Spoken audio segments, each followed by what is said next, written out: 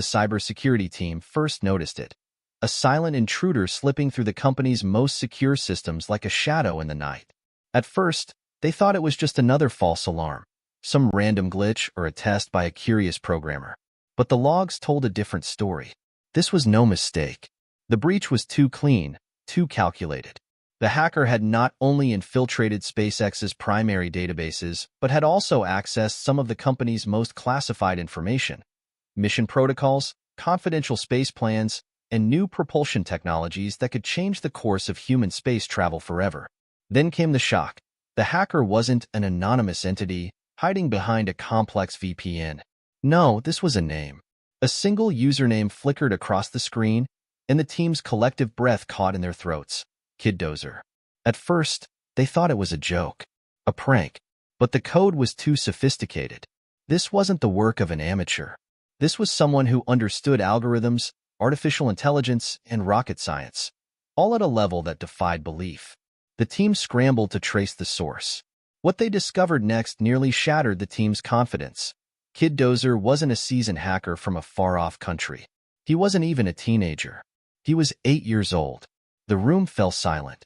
And then Elon Musk walked in. "You're telling me an 8-year-old did this?" Elon's voice was sharp, incredulous. His chief cybersecurity officer, Sarah Davis, nodded, her face pale. "Yes, sir. We traced the breach to a small town in Idaho. The hacker is a kid named Jackson. His real name is Jackson Miller. He's in elementary school."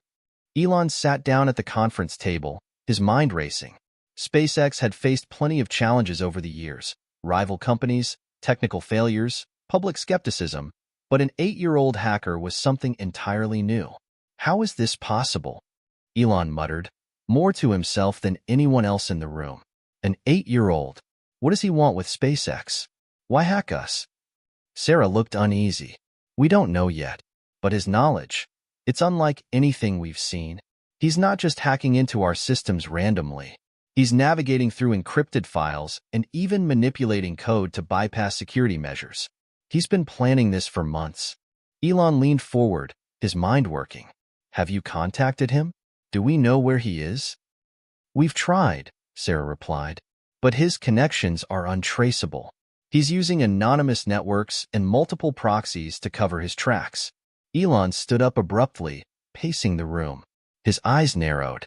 "I want to speak to him. Personally. Find a way. Now." The next few hours were a blur of frantic calls, monitoring the hacker's movements and trying to trace any sort of lead. In the middle of all this chaos, Elon couldn't help but feel a strange mix of disbelief and fascination. An 8-year-old, a child. It was hard to imagine such a young mind capable of such extraordinary things. As the hours stretched on, the team finally managed to pinpoint Jackson's location: a small, quiet town in Idaho, far removed from the high-tech world of SpaceX. It seemed like the last place anyone would expect to find a genius hacker. Elon stared at the map on his tablet, his mind racing with possibilities. Was Jackson a prodigy? Or was something more going on here? The next morning, Elon stood in front of the massive SpaceX control center, watching engineers and cybersecurity experts pore over the details of the breach. The pressure weighed heavily on him. If Jackson was able to access SpaceX's deepest secrets, who else could? The ramifications were too great to ignore. He pulled out his phone and typed a quick message to his team. "Find a way to reach Jackson. I want him in front of me." Minutes later, a notification popped up on Elon's screen. A single line of text blinked in the chat. "You wanted to talk? I'm here." A chill ran down Elon's spine as he stared at the screen. He had been expecting this, but the reality of it still hit him hard. The message continued: "I didn't mean to hurt anyone, but you need to understand. The future is in space, and if you don't wake up, you're going to miss it. I just wanted to make sure you're ready." Elon's fingers hovered over his phone. He hadn't expected this. The breach, the hacker, the message. It was all leading to something bigger than he could comprehend. The question now wasn't just about protecting SpaceX's systems. It was about understanding who Jackson really was, and why he was so determined to change the course of history. Elon took a deep breath. He wasn't sure where this was going, but one thing was clear. Meeting this 8-year-old hacker could be the most important thing he would do in his life. "Get me Jackson," Elon whispered. The early morning sunlight streamed through the large windows of SpaceX's headquarters, casting long shadows across the sleek, high-tech office. Elon Musk, the man who had reshaped the future of space travel, sat in his usual chair, his back straight, hands clasped in front of him, his eyes focused on the giant screen in front of him. He had a vision: to make humanity a multi-planetary species, to reach Mars, and to do what no one thought was possible. But today, that vision felt threatened in a way he hadn't anticipated. SpaceX had been his life's work, his passion, his obsession. In a world full of doubters and critics, he had risen above it all, proving naysayers wrong time and time again. From the early failures of Falcon 1 to the eventual triumph of Falcon Heavy, Elon had seen it all: failure, success, and everything in between. But each step had brought him closer to his dream of making space travel accessible to humanity. Elon was a complex man, driven, relentless, but also, at times, deeply vulnerable. He wasn't afraid of taking risks, even when the odds seemed insurmountable. SpaceX was his brainchild, and he poured everything into it: his time, his money, his mental and emotional energy. His company had already made history, but it was just the beginning. There was so much more to do. Elon's past was no secret. He'd been the kid who loved science fiction, who dreamed of changing the world. Raised in South Africa by a tough but loving father, he'd always felt like an outsider, someone who didn't quite fit into the mold of ordinary life. The challenges of his early years had only fueled his desire to prove himself, not just to the world, but to himself. The question was always the same: what could I do that no one else has done? In his 20s, Elon moved to Canada, then to the United States, with a head full of ideas and a wallet that wasn't nearly as full as it needed to be. He enrolled at the University of Pennsylvania, studying physics and economics, the two fields that seemed to shape his view of the world: science and business. After dropping out of a PhD program at Stanford after just 2 days, Elon founded Zip2, a city guide software company, which was eventually sold to Compaq for nearly $300 million. He didn't stop there. Next came PayPal, which was sold to eBay for $1.5 billion. Elon's rise had been fast and relentless, but it was SpaceX that became his true obsession. He had been warned countless times, told that he was crazy for pursuing something so ambitious that the odds were stacked too high against him. But Elon had never been one to listen to conventional wisdom. Even when SpaceX faced its darkest moments, 3 failed rocket launches, running out of funds, being on the brink of bankruptcy, he didn't give up. He put his remaining funds into one last attempt, a final shot at proving that private space exploration could work. That decision changed everything. But success came with its own set of problems. The more SpaceX advanced, the more scrutiny Elon faced. As he fought to keep the company alive, he also dealt with personal challenges. The pressure of his work often took a toll on his relationships. He had been married twice, and both relationships had ended in divorce. His family had grown distant at times, especially as his work consumed him. But despite everything, he remained unwavering in his mission. His kids, Xaea, 12, Saxon, and Damien, were the closest thing to family he had left. Elon wasn't just a visionary businessman. He was also a father who, despite his odd way of showing it, loved his children deeply. Now, as he sat in his office, watching the chaos unfold with Jackson's breach, Elon found himself at a crossroads. This wasn't just a hacking incident. This was something bigger, something that could change the course of everything he had worked for. The hacker, Jackson, was no ordinary kid. He had somehow tapped into the deepest secrets of SpaceX. And what was even more unsettling was the message that came with the breach. The future is in space. And if you don't wake up, you're going to miss it. Elon stared at the words. The hacker didn't just want to disrupt SpaceX. Jackson had a message. And if what Jackson said was true, if this 8-year-old truly believed that humanity's future lay in space, then Elon had to understand why. He had to know what this kid was thinking. The door to Elon's office creaked open. It was Sarah, his cybersecurity officer, her face tight with urgency. She held a tablet in her hands, and when she spoke, her voice was low, almost apologetic. "Elon, "We've found him," she said. "Jackson. We've traced him to a small town in Idaho. We've got his address." Elon stood up slowly, his gaze never leaving the screen that still displayed Jackson's cryptic message. He was already thinking ahead. What kind of kid hacks SpaceX? And why? Get me everything you can on him. I want to know who his parents are, where he goes to school, what he's been doing online. Everything, Elon said, his voice calm. But the fire in his eyes showed his determination. "And tell the team, no one outside this room can know. We're going to handle this personally." Elon wasn't sure what to expect when he spoke to Jackson. Part of him was still reeling from the sheer audacity of the situation. An 8-year-old with the knowledge and skill to breach the systems of one of the most advanced companies in the world. But there was something else, something in the hacker's words, that pulled him in. Perhaps Jackson had seen something that others hadn't. Perhaps he understood the future in ways that Elon was just beginning to grasp. Elon turned away from the window, his mind racing with possibilities. This meeting, this confrontation with Jackson, could change everything. And he wasn't about to let it slip through his fingers. He had spent his life fighting for a future that seemed impossible. Now, this 8-year-old might be the key to that future. Elon sat in his office, his fingers tapping the desk rhythmically as he stared at the tablet in front of him. Jackson Miller, the hacker who had breached SpaceX's most secure systems. The name was innocuous, almost ordinary for someone with the kind of mind capable of pulling off such a feat, but the more Elon thought about it, the more questions kept surfacing. Why SpaceX? Why this sudden, unexpected attack on one of the world's most advanced companies? And what did Jackson hope to achieve? Was he trying to expose a flaw in their system, or was there something bigger at play? Sarah entered the room once again, a stack of papers in her hands.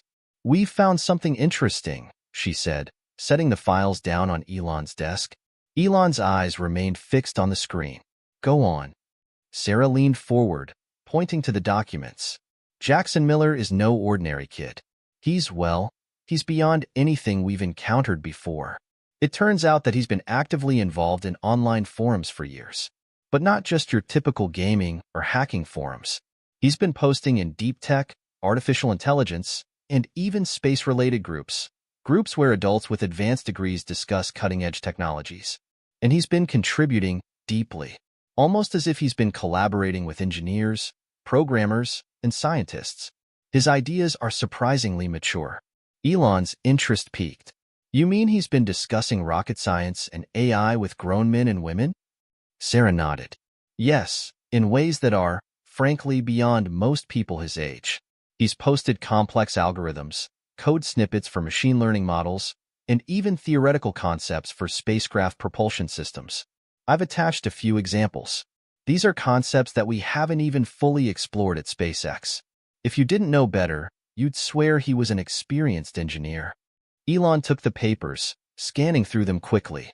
His jaw tightened as he read the various technical posts Jackson had made.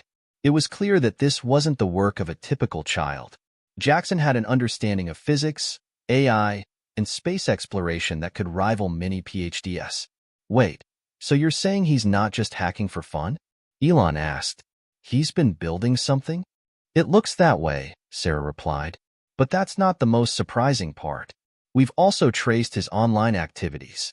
Jackson's been living under the radar, almost completely isolated. No family background, no social media, no history of anything unusual, until recently." Elon leaned forward, his eyes narrowing. "What do you mean, until recently?" Sarah tapped the tablet, bringing up a series of timestamps and encrypted logs. Just a few months ago, Jackson started engaging with SpaceX-related content. Specifically, he began to focus on our Mars missions, Mars colony designs, the Starship program, and even some of our classified propulsion technologies. That's when he first interacted with our internal forums, though we didn't realize it at the time. Elon's heart skipped a beat. "So he's been watching us all along?" Sarah nodded grimly. "And worse, he's been learning from us. We were able to trace a few of his digital footprints to our internal systems, specifically the ones related to Starship development. He was in there for weeks before making his move." Elon rubbed his temples, the weight of the situation sinking in. The idea that Jackson had been quietly observing SpaceX's top-secret projects was disturbing enough. But there was something more unsettling about the way he'd done it. It wasn't just a random intrusion. It was calculated, thought out. He didn't just hack for the thrill of it, Elon said, voice tinged with disbelief. He's been using us, watching us, gathering information like it's all part of a bigger plan. Sarah was quiet for a moment, then spoke carefully. There's one other thing. We found a few messages Jackson sent, encrypted, of course, but we cracked them. One of them was particularly interesting. It read, "I've seen the future. You're not ready." Elon's mind raced. "I've seen the future. You're not ready." The words were chilling. It was as though Jackson knew something Elon didn't, something that could change everything. So, what's his endgame? Elon asked, almost to himself. What's he trying to tell us? Why does he think we're not ready? Before Sarah could answer, the room went quiet, and the hum of the control center seemed to deepen. Elon's phone buzzed sharply in his pocket. He pulled it out and checked the notification. It was a message from the hacker himself. You wanted to talk? Here's your chance. The message came with a link. A secure, encrypted video call. Elon looked at Sarah, who gave him a nod of approval. This was it. The moment he had been waiting for. The chance to finally confront Jackson Miller and learn what this mysterious hacker had been planning all along. Elon clicked the link, and a moment later, the screen flickered to life. The face that appeared wasn't the one he expected. Instead of a hardened, anonymous hacker, a child's face appeared. Only it wasn't just any child. Jackson Miller was an 8-year-old boy, sitting in a dimly lit room, surrounded by stacks of books and scattered papers. His hair was messy, his eyes wide with intensity, and his expression serious, almost unnervingly so. "Hello, Mr. Musk," Jackson's voice came through, steady and calm for someone his age. "I hope you weren't too surprised to hear from me." Elon leaned back in his chair, eyeing the child on the screen with a mixture of disbelief and intrigue.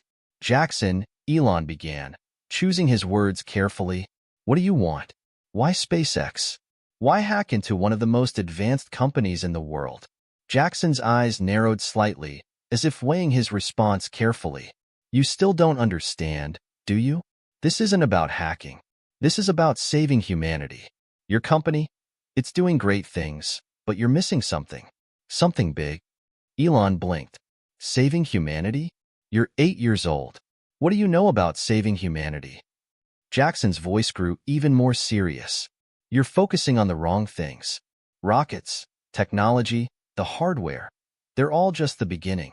What you need to focus on is how you're going to get people to Mars and what they're going to do when they get there. You're so busy building a spaceship, you're forgetting the most important part." Elon's curiosity piqued. "What part is that?" Jackson didn't hesitate. "You need to prepare the minds of the people who will go to Mars. You need to make sure they can survive, mentally and emotionally, not just physically, because if you don't, they'll never make it." Elon's heart skipped a beat. This kid, this 8-year-old, had just hit him with something that no one had ever dared to think about. The psychological survival of colonists on Mars. "I've been studying your plans, your designs, and I've seen the flaws," Jackson continued, his voice gaining confidence. "You think you're ready for Mars, but you're not. I've seen it. I've seen what happens when you don't consider the mental toll." Elon was speechless. He wasn't sure whether to be angry, impressed, or terrified. But one thing was clear. This conversation was just beginning. Elon Musk sat motionless in front of the screen, staring at Jackson Miller, the 8-year-old hacker, as if he were seeing a ghost. Jackson's words, "You need to prepare the minds of the people who will go to Mars," kept echoing in his mind, growing louder with each passing second. The room was silent except for the soft hum of electronics in the background, and for a moment, Elon felt as though the entire world had paused. "You're talking about the psychological aspects of colonizing Mars," Elon said, his voice calm but tinged with an urgency that even he couldn't hide. "But what does that have to do with hacking into SpaceX's systems? Why not just tell us this? Why destroy our security?" Jackson's expression didn't shift. His gaze was intense, his words deliberate. "Because you wouldn't have listened. You're too focused on the tech, Mr. Musk. You've got the rockets, the equipment, the plans, but you're missing the human element. People are not machines. They're fragile.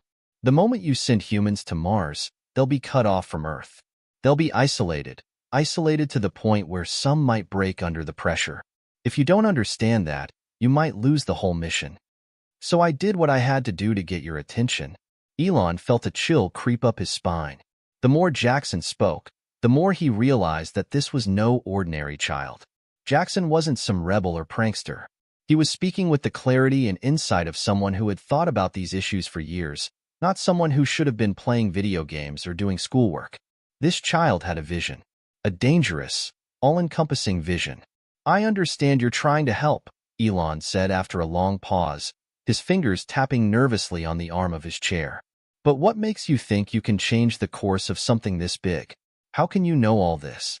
Jackson looked down for a brief moment, then back up at the screen, his eyes filled with a mixture of determination and something that Elon couldn't quite place. Because I've seen it. I've seen the future. I'm not like other kids. I've been studying psychology, space exploration, and artificial intelligence for years. I'm self-taught. I know things that aren't public knowledge. You're right, I could have just emailed you, but no one would have listened. So I had to do something drastic. I had to wake you up. Elon leaned forward, his mind spinning. Could this child truly have the knowledge and insight he claimed? Could he really be right about the dangers of the human psyche in space? You said you've seen the future, Elon repeated, a faint smile tugging at the corner of his lips. What do you mean by that? Are you claiming some sort of prophecy?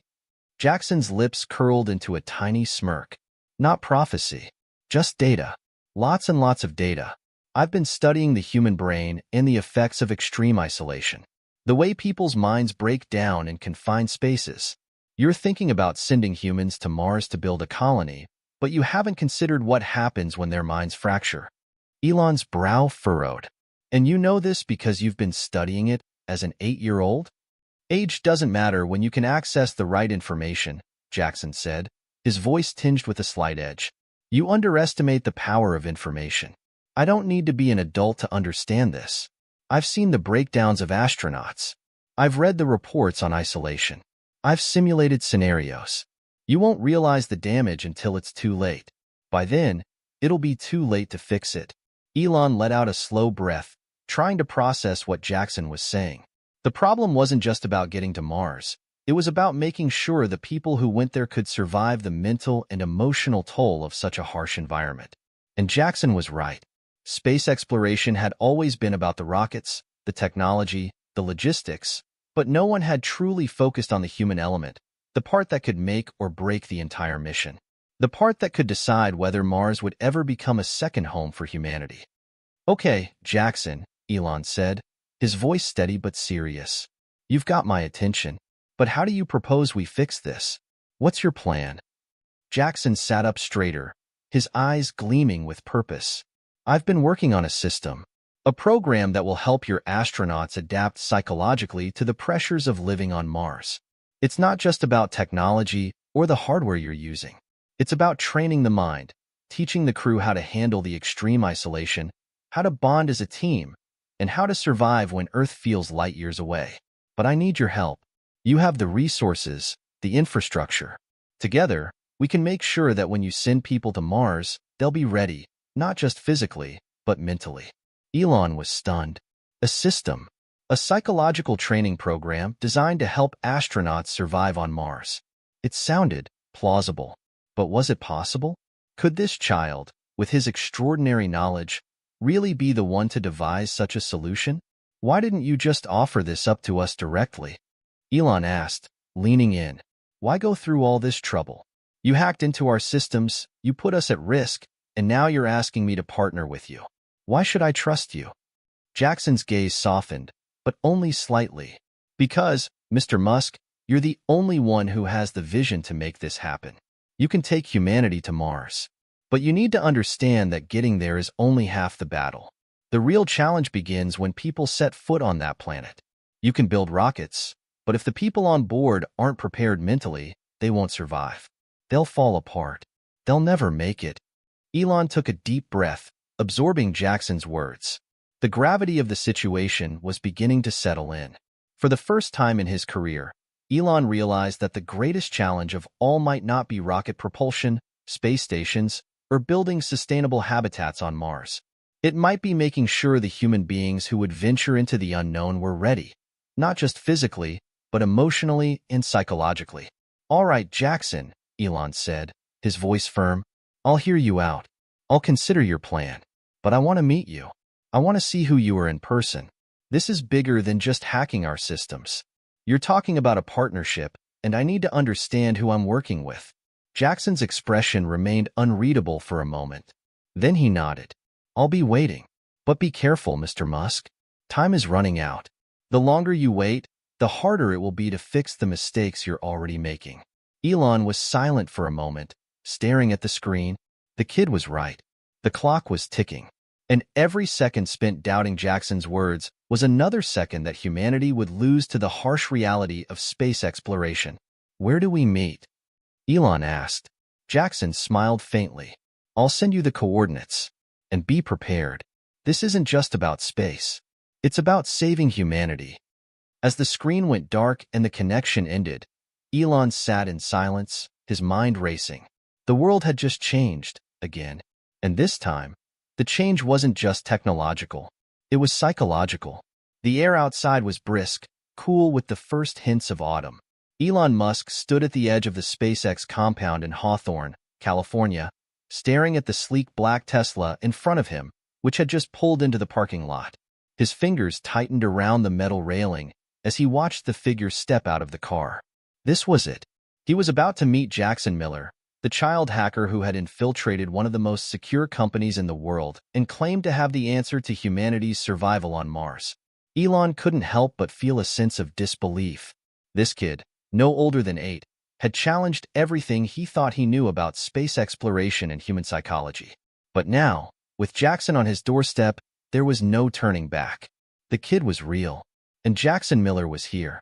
Jackson stepped out of the Tesla, his bright eyes scanning the surroundings with an air of quiet confidence.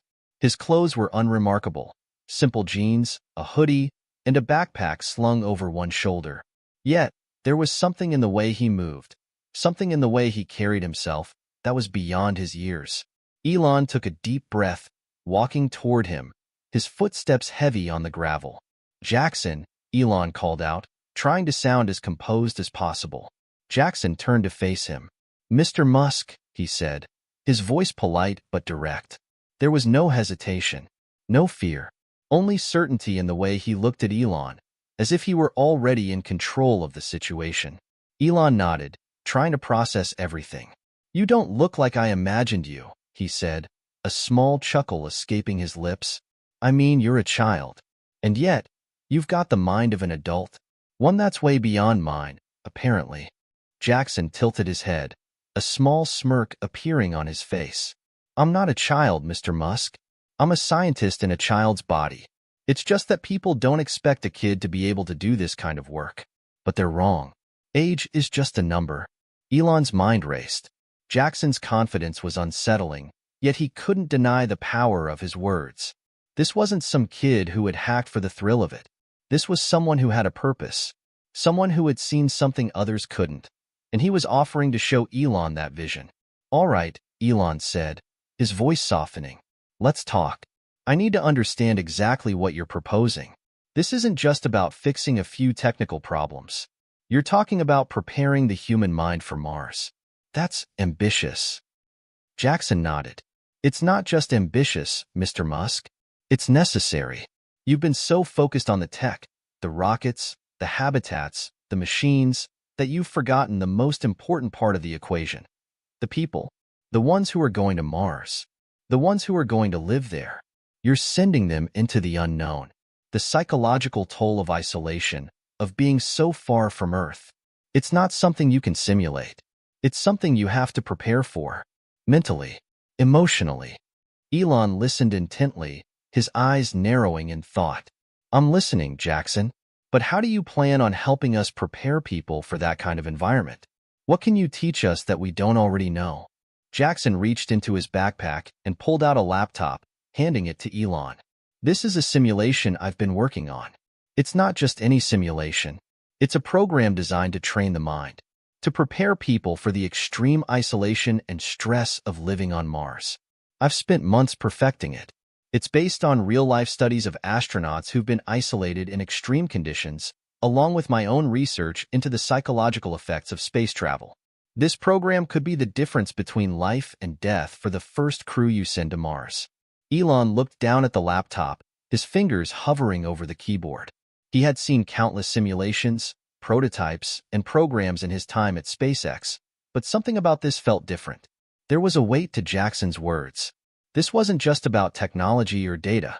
This was about the human soul, the resilience of the people who would make the journey. Jackson continued, "It's more than just preparing the crew for isolation. It's about teaching them how to handle extreme stress, how to build mental fortitude when they're cut off from everything they know. It's about creating a strong psychological foundation so they can endure not just the voyage, but the years of living in an unforgiving environment. This isn't a problem you can solve with more tech. It's a human problem." Elon turned to look at Jackson, his expression serious. "And you think this is enough to make the difference? That one program could change everything?" Jackson's eyes were steady. "I know it will. I've seen it in the data, in the models I've run. I've even seen it in my simulations. The astronauts who are mentally prepared are the ones who succeed. The ones who are not, they break. They spiral into depression, anxiety, paranoia. It's not just about survival. It's about thriving. If you want humanity to thrive on Mars, you need to think beyond the hardware. You need to focus on the people." Elon took a step back, his mind whirling with the weight of what Jackson was saying. Could this really be true? Could they truly be overlooking such a crucial aspect of space exploration? For years, they had poured resources into technology, better rockets, better habitats, better life support systems. But never, not once, had they considered what might happen to the human mind once those systems were in place. Jackson's words hung heavy in the air, and Elon could feel the enormity of the realization beginning to settle in. "How do you know all this?" Elon asked, his voice softer now, almost in awe. "How can you, an 8-year-old, understand all of this? Where does your knowledge come from?" Jackson paused for a moment, his eyes darkening slightly. "It's not about age. It's about access to information. I've spent years studying the psychology of isolation, space travel, and artificial intelligence. I've read papers, watched documentaries, listened to interviews from astronauts, and most importantly, I've experienced isolation myself. It's something that gets to you. The loneliness, the quiet, the distance from everything and everyone you've ever known. And I've seen it affect people in ways that are destructive." Elon felt a shiver run down his spine. Jackson wasn't just theorizing. He was speaking from a place of deep understanding, a place that was unsettling, yet profoundly important. "I've seen it too," Elon admitted quietly, his voice barely above a whisper.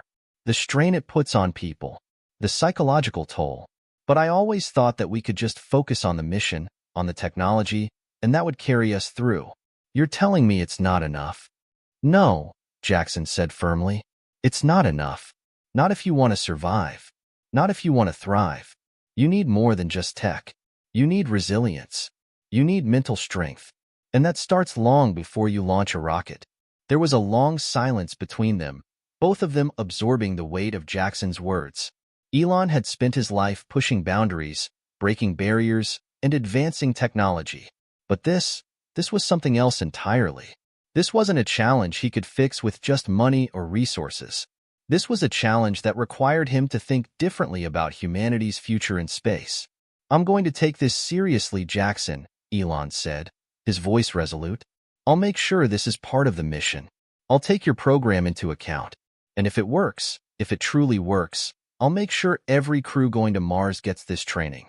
Jackson smiled, his expression softening slightly.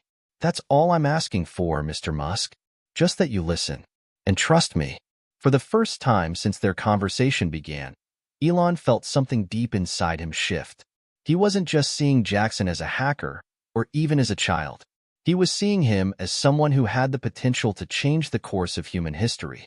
And suddenly, Mars didn't seem quite so far away. The sun was beginning to set as Elon Musk walked down the hallway of SpaceX's main building, Jackson Miller walking quietly beside him. The air was thick with the weight of the conversation they had just had, the plans, the risks, the challenges. Elon's mind was still reeling, the intensity of Jackson's words echoing in his thoughts. This wasn't just another brilliant idea. This was something that could change the entire future of space exploration. But to Elon, the question wasn't whether Jackson's ideas were valid. It was whether they could be implemented in time. "We have to act fast," Elon said, breaking the silence between them. "You understand that, right? We're already planning for the first manned mission to Mars. The launch window is coming up, and there's a lot to do.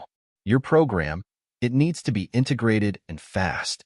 Jackson nodded, his face serious. "I understand, Mr. Musk, but don't expect miracles overnight. It's not just about building a program. We need to test it, see how it works with actual astronauts. We need to simulate the kind of isolation they'll face on Mars. It's not enough to just train them in a classroom." Elon nodded slowly. "We've been testing the technical aspects for years, but I see your point. We've never really tested the human element. Not in the way we need to." They stopped in front of the door to the command center, where several engineers and mission specialists were gathered. Inside, monitors flickered with live data, and a handful of nervous faces turned toward them as Elon entered, followed closely by Jackson. "Everyone, meet Jackson Miller," Elon announced, motioning to the boy beside him. "He's here to discuss a new aspect of our Mars mission, one that we've been neglecting for far too long." The room fell silent, the engineers looking at the child with a mixture of skepticism and curiosity. Jackson, unfazed, made his way to the center of the room, where he set down his laptop and plugged it into the main display. The screens flickered and then changed to a set of complex psychological data models and simulation outputs. "Jackson's developed a program," Elon continued, "that's designed to help our astronauts not just survive the isolation on Mars, but thrive in it. It's based on real psychological studies and data, combined with his own extensive research. And I'm telling you right now, we're going to implement it, starting with the crew for our first mission." The murmurs in the room were audible, but the engineers were clearly hesitant. They had seen countless ideas and proposals over the years, most of them dismissed or lost in the sea of priorities. A program focused on psychological training felt like a new frontier, one that was still too abstract for many of them to wrap their heads around. "So, Jackson," one of the engineers asked, skeptical, "you're saying that astronauts, some of the best trained people in the world, need psychological training to go to Mars? Isn't that a bit much?" Jackson's eyes locked with the engineers, and for a moment, there was a palpable tension in the air. "No, I'm saying that the training they've received is incomplete. It's fine for short missions, but this is Mars. The isolation, the distance, the unknowns. It'll break even the toughest of them if they're not prepared. I'm not asking you to believe me. I'm asking you to test it, put it into action, and see what happens." Elon stepped forward. "We're going to do that. We're going to start a trial run, a mock mission, in a controlled environment. Jackson's program will be implemented alongside our usual training. We'll simulate everything the crew will face on Mars, from the psychological pressures to the isolation. We'll measure everything." The room quieted again. The reality of what Elon was proposing was starting to settle in. They had always planned for the technical aspects of the mission, but the human side was an afterthought. And now, here was a child, a hacker, with the solution to what could very well be the most critical part of their mission to Mars. "I want you all to work closely with Jackson," Elon continued, turning to the team. "He's going to be a part of this process. You'll test, measure, and adjust as necessary. We're going to get it right. This is not just a matter of sending rockets into space. It's about sending people who can handle the mental and emotional challenges of living on another planet. If we can't do that, then nothing else matters." Jackson clicked a button on his laptop, and the room's main display shifted to a simulation of a Mars habitat, a model of what the first base on Mars could look like. The engineers stared at it, intrigued. Jackson spoke, his voice confident and steady. "This is a model for the Mars habitat, but as you can see, it's not just about the walls, the airlocks, or the equipment. It's about the people inside. This habitat will be their home, their prison, their sanctuary, all in one. And I can guarantee you that if you don't train them for the psychological burden of that reality, they won't last. Not just on Mars, but before they even get there. Another engineer, still uncertain, asked, "And how do we know it'll work? How do we know the training will actually help them cope?" Jackson didn't flinch. "That's why we're doing this trial. It's not just theory, it's a test. We'll simulate everything they'll face, from the isolation of being cut off from Earth to the extreme pressure of living on Mars. We'll monitor their mental health, their coping mechanisms, their stress responses. The data will speak for itself." Elon, seeing the uncertainty in the room, added, "We're going to run this trial with a selected crew. It's a risk, yes, but it's a necessary one. I've seen the research. I believe in it. And I think it's time we put this to the test." The engineers exchanged glances. There were still doubts, of course. How could there not be? A child telling them to rethink everything they knew about space missions was unprecedented. But the fact remained that Elon Musk, one of the most successful visionaries of their generation, was backing this. If he believed in Jackson's program, then they would have to give it a shot. "All right," one of the senior engineers said, finally breaking the silence. "We'll give it a try. But we're going to need real data. A controlled environment. A complete simulation." "That's exactly what we'll do," Elon replied. "Jackson, let's begin." As the team moved to prepare the simulation and gather the necessary data, Jackson turned to Elon. "This is only the beginning, Mr. Musk. If this works, it will change everything. Not just for SpaceX, but for humanity." Elon nodded. "I know, but we can't afford to fail. Not with something this important." And for the first time in months, Elon felt something he hadn't felt in a long time: hope. It was early the next morning when Elon Musk arrived at the SpaceX training facility, his mind still buzzing with the events of the previous day. The decision had been made. Jackson Miller's psychological program for Mars missions would be tested, and they would begin with a trial run in a simulated Mars environment. Today was the first step. The plan was simple. A small crew of astronauts, who had already been trained in the technical aspects of the Mars mission, would be isolated in a simulated habitat, cut off from all communication with Earth, confined within a space that mimicked the conditions they would face on Mars. Jackson's program would be integrated into their daily routines, and every move, every reaction, would be carefully monitored. As Elon entered the observation room, Jackson was already there, his small frame sitting in front of a bank of screens. The child hacker was calm, collected, and, strangely, seemed entirely at ease. He had been overseeing the setup for the simulation and had made sure every detail of the program was integrated perfectly. "How's it going?" Elon asked, his voice carrying a mix of curiosity and cautious optimism. "Everything's set," Jackson replied without looking up. "We've got the psychological training modules ready. The astronauts will go through them each day, starting today. They'll face different scenarios: isolation, technical failures, supply shortages. We'll see how they react, how they cope. I've also built in some surprises, nothing too dangerous, but enough to test their stress levels." Elon raised an eyebrow. "Surprises? You've got them already on edge, and now you're throwing curveballs at them?" Jackson looked up and met Elon's gaze, his expression serious. "The whole point is to test them. We need to see how they handle stress in real time. Mars isn't going to be predictable. It's not going to be a walk in the park. The only way to prepare for it is by simulating the unpredictable." Elon hesitated, but then nodded. He knew Jackson was right. The unpredictability was the true test. He took a deep breath, and together, they watched as the astronauts began to enter the simulation chamber. The astronauts, 4 in total, stepped into the simulated habitat, an airtight, claustrophobic space filled with life support systems, food rations, and equipment. The environment was a mirror image of what they would find on Mars. Confined, with limited resources, and no way to communicate with Earth for the next 2 months. Jackson's program began immediately. At first, everything seemed calm. The astronauts moved through their routines, completing the daily tasks of maintaining the habitat and checking their supplies. It was a standard day in a space mission, quiet, methodical. But then Jackson's program began to push them, gently at first. "Commander, we've lost communication with Earth," one of the astronauts said, turning to the others. Elon, watching through the observation window, leaned forward. This was the first test. A simple scenario, losing communication with Earth. In reality, such an event would be catastrophic. But the program was designed to see how the crew would react to something that wasn't an immediate threat, but was unsettling enough to raise anxiety. The commander, Lieutenant Sarah Hayes, glanced at the screen in front of her. All right, let's check the communication systems. It's probably a glitch. But as she worked, another scenario was triggered by Jackson's program, power failure. Systems are down, Sarah said, her voice edged with frustration.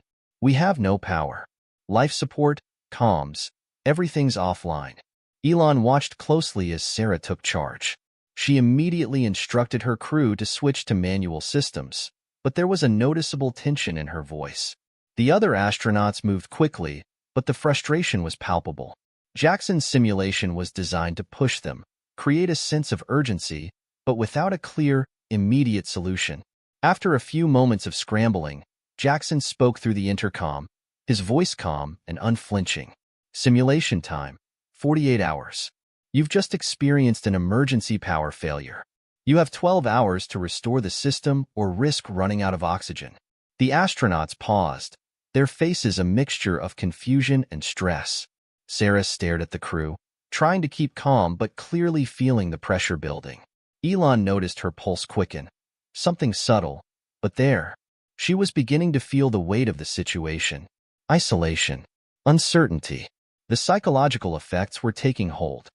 The crew worked frantically, switching to backup systems, rerouting power to the life support systems. The seconds felt like minutes, and the minutes felt like hours. As the time ticked by, small signs of strain began to show. Shifting glances, shortness of breath, a hint of panic in the eyes. Then came Jackson's next test. Simulation time, 72 hours. You have run out of water. The announcement was delivered with surgical precision, and Elon could see Sarah's face harden as she processed the information. The situation was becoming more dire, but this was still only a simulation. There was no actual danger. And yet, the mental stress on the crew was increasing exponentially. The crew had been trained for technical failures. They had been prepared for issues with hardware, power, and life support systems. But they were not prepared for the emotional weight of it. How would they hold up when things went wrong, when they were pushed beyond their mental limits? Sarah stepped away from the main panel, her voice tight with frustration. This isn't supposed to be happening. We shouldn't be out of water. Commander, one of the other astronauts said, his voice barely above a whisper, maybe we're not cut out for this. We're supposed to be the best, but, he trailed off, the weight of isolation creeping into his tone. I don't know if I can do this. The atmosphere in the room was heavy now. The physical tasks were no longer the issue. It was the mental strain. The crew was starting to question their ability to endure, to survive. Elon watched as Jackson's program played out perfectly. The psychological effects were real. The astronauts were beginning to show signs of fatigue, not just physically but emotionally. Jackson was right. The tech might get them to Mars, but the human element was the key. Simulation time, 96 hours. You've lost one of your crew members due to a mental breakdown. At that, the crew froze. The tension in the room was palpable. They looked at each other, trying to process the information. And that's when the test reached its true climax. One of the astronauts, Lieutenant Tom Daniels, suddenly collapsed to the floor, clutching his head. I can't do this anymore. I can't be here. His voice cracked with panic, and his hands trembled. We're too far from home. This is hell. The other astronauts rushed to his side, but the breakdown was real. The pressure, the isolation, the lack of communication, it had pushed him to the brink. Elon clenched his fists. This wasn't just a simulation anymore. This was the harsh reality of what could happen on Mars if they weren't prepared. The psychological cost of space exploration was far higher than they had anticipated. Simulation end, Jackson's voice came over the intercom, cutting through the tension. The test is complete. The astronauts, shaken, stood still in the simulation room, their bodies exhausted, their minds frayed. As the doors opened, they stepped out into the observation room, looking at Elon and Jackson. We failed, Sarah said quietly, her voice hoarse. We didn't even last a full week. Elon looked at her, his face serious. No, you didn't fail. You've just experienced what the future of space exploration will look like if we don't take this seriously. We need to learn from this, every single one of us. Jackson stood beside him, watching the astronauts closely.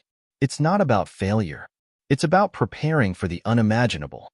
We'll keep testing, keep improving. But this was the first step. Elon looked at Jackson, then back at the crew. And we have a long way to go. The days following the simulation felt like a blur to everyone involved. The trial had been a success, in the sense that it had exposed crucial flaws in their preparation, but it had also been a painful reminder of how much they still had to learn about the human side of space exploration. The astronauts who had participated in the simulation were still reeling from the experience, and Jackson's program was still under review. But one thing was clear. The psychological challenges of a Mars mission were real, and they would be a factor in every mission going forward. Elon sat alone in his office, reflecting on the events of the past week. He had been to the edge of space, touched the stars, and revolutionized technology in ways no one thought possible. But the reality of sending people to Mars, of asking them to live on an alien planet for months, maybe years at a time, had hit him harder than he had anticipated. We're sending them to Mars, but at what cost? He thought, rubbing his temples as he gazed at the plans on his desk. There was a gnawing feeling in the pit of his stomach, one that had grown ever since Jackson had entered the scene. A knock at the door interrupted his thoughts. He looked up to see Gwynne Shotwell, SpaceX's president and COO, standing in the doorway, a concerned expression on her face. "Everything all right?" she asked, walking into the room. "I'm not sure," Elon replied. He leaned back in his chair, trying to shake off the anxiety. The Mars mission is moving forward, but Jackson's program, his ideas, they're changing everything. The astronauts didn't just fail the test, they were broken by it. Gwynne took a seat across from him, folding her hands on the desk. "I know it was tough to watch, but you've always said this mission is bigger than just sending people to Mars. It's about humanity's future. And that future is going to come with challenges we can't even predict yet." Elon nodded, but the weight of the situation seemed to press down harder each day. "That's the thing. I knew it was going to be tough. But now, after seeing what happened, I'm not sure we're even close to being ready. We can send a rocket to Mars, no problem. But can we send people who are mentally and emotionally prepared for it? I'm not so sure anymore." Gwynne's expression softened. "Elon, we knew this wasn't going to be easy. You're a visionary, but even you can't predict everything. Jackson is just one piece of the puzzle. The question is, how are we going to take everything we've learned from this trial and build a plan that works?" Elon let out a sigh. "That's exactly what I'm trying to figure out. And if Jackson's program is as crucial as it seems, it's going to change the way we approach the entire mission. The engineers, the astronauts, none of them are ready for what lies ahead. But they need to be, and soon." Before Gwynne could respond, another knock at the door interrupted them. This time, it was Jackson himself, walking in without waiting for an invitation. His presence was commanding despite his small stature. He had the air of someone who already knew the weight of the world rested on his shoulders. "Jackson, come in," Elon said, standing to greet him. "How's the review of the program going?" Jackson took a seat, his eyes sharp as ever. "The astronauts are still processing the trial. Some are even requesting to speak with me about their reactions. They need debriefing, more than just a technical review. They need someone who understands what they went through, someone who can help them recover." Elon exchanged a glance with Gwynne. "You're saying they need therapy?"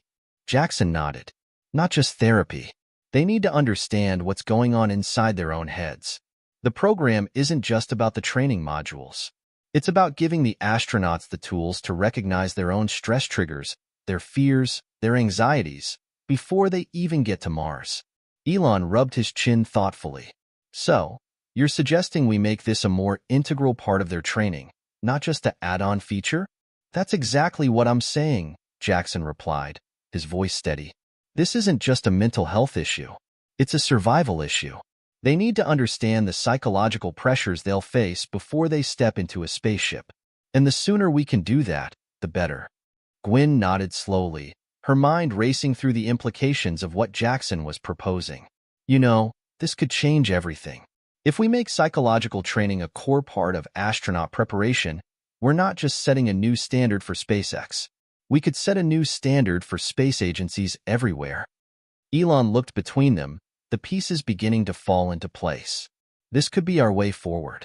It's not just about rockets and technology anymore. It's about the people who are going to make this happen. And Jackson, you've already done what no one else was able to. Jackson shrugged, the confidence in his demeanor unshaken. I'm just doing what needs to be done. We're trying to create something bigger than ourselves here.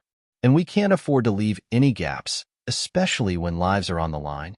Elon looked at him, finally seeing the depth of Jackson's vision. He wasn't just a hacker with a strange obsession. He was a critical player in a revolution that could change not just space exploration, but the way humanity thought about survival on other planets. I agree, Elon said finally, his voice firm. We're going to make your program the centerpiece of our Mars mission. We'll start by implementing it in all future astronaut training. And not just for Mars missions. This could apply to all space exploration, long-term isolation, even missions to the moon. This will be the gold standard from now on. Jackson smiled, a small but triumphant smile. That's the plan. A few days later, a meeting was called to discuss the fallout of the simulation trial and how to move forward with Jackson's program. The engineers, scientists, and astronauts were all gathered in the conference room, their faces a mixture of exhaustion and anxiety. They had learned a hard truth, one that could not be ignored. Elon began the meeting, his tone more serious than ever.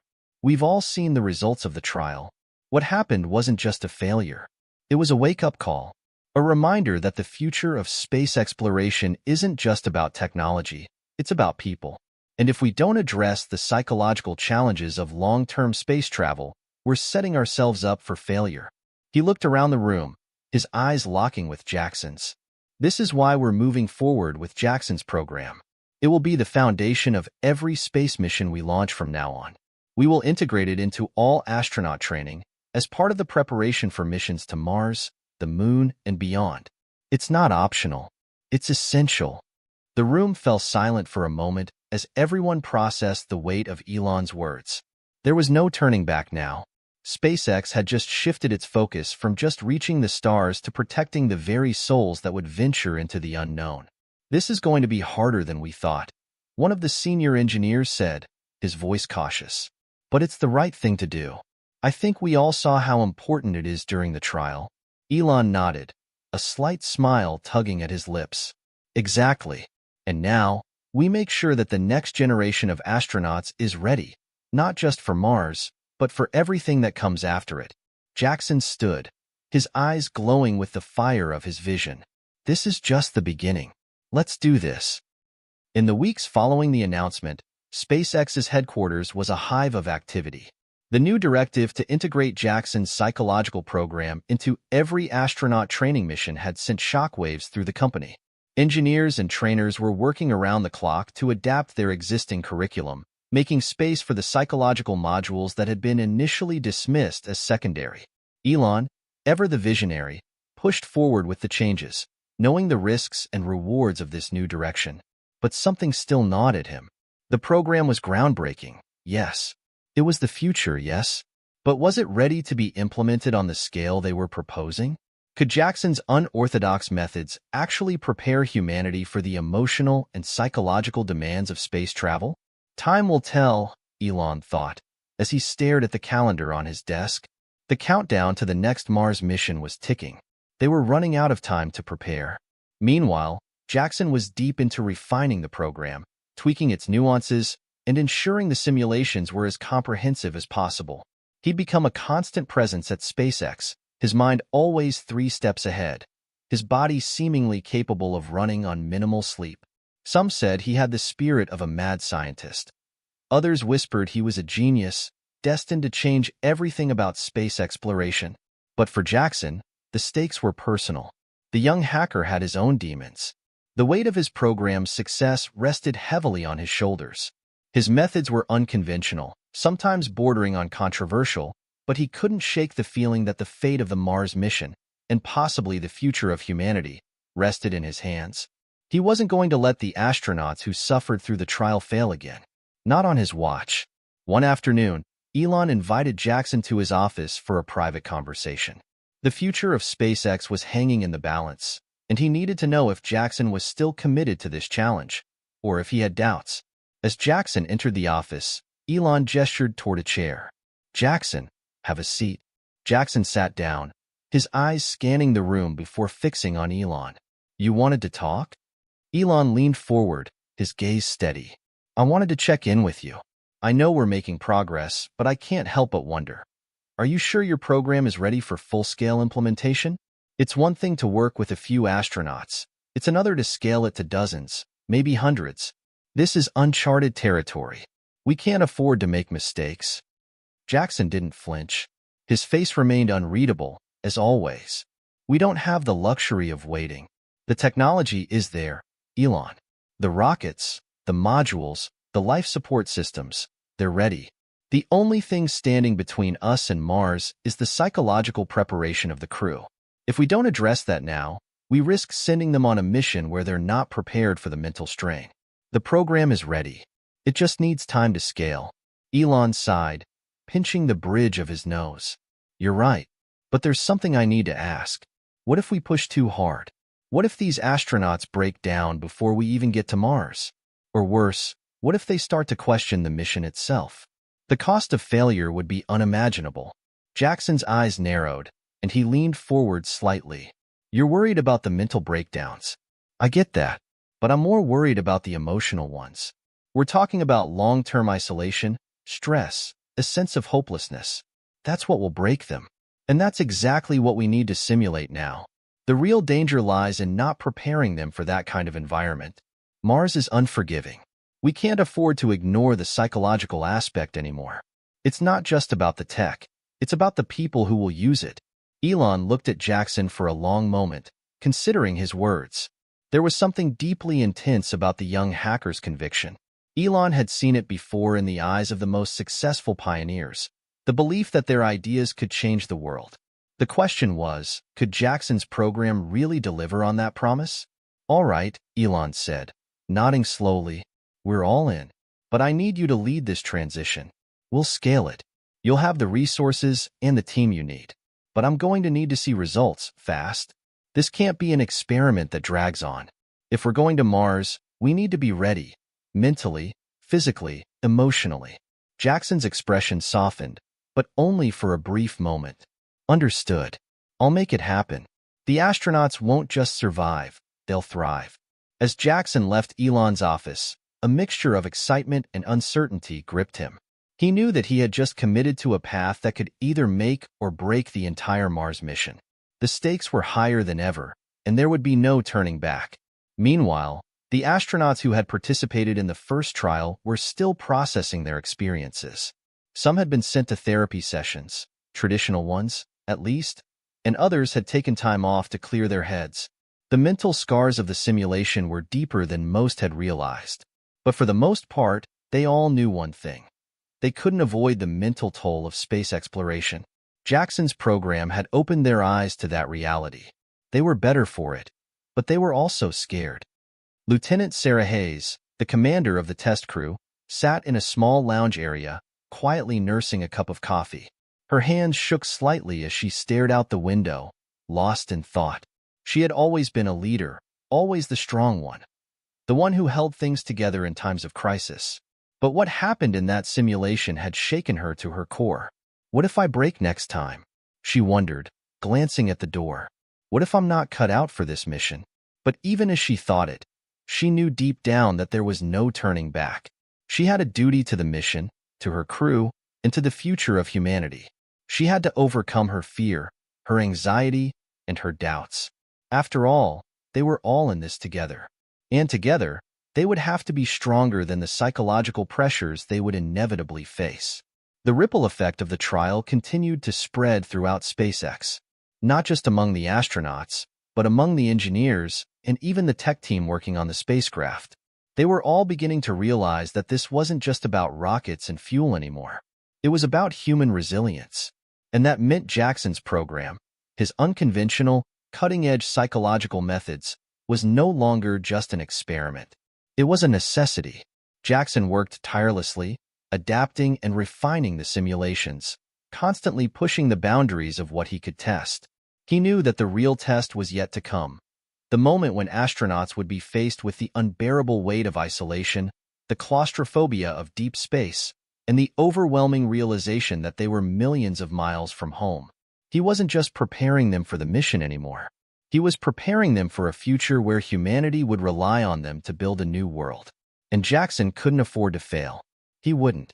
Hit subscribe and leave a comment with where you're watching from. This story might just spark a new beginning. What's one thing that always pushes you forward, even when things get tough? As the days turned into weeks, the intensity of the mission preparations only grew. Jackson's psychological program had become the cornerstone of SpaceX's new training protocol.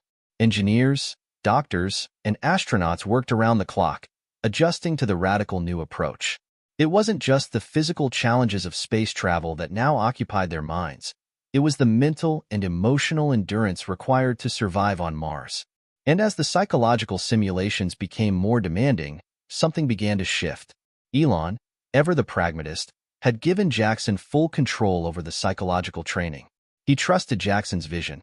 After all, the hacker had proven himself capable of thinking outside the box and shaking things up when needed. But now, as the mission's launch date loomed closer, Elon found himself increasingly anxious. Was Jackson pushing too hard? Was the program truly preparing the astronauts, or was it making them question their ability to survive? It all came to a head one late afternoon. Jackson was overseeing one of the final simulations for a select group of astronauts. The room was bathed in the cold glow of computer screens and dim lights.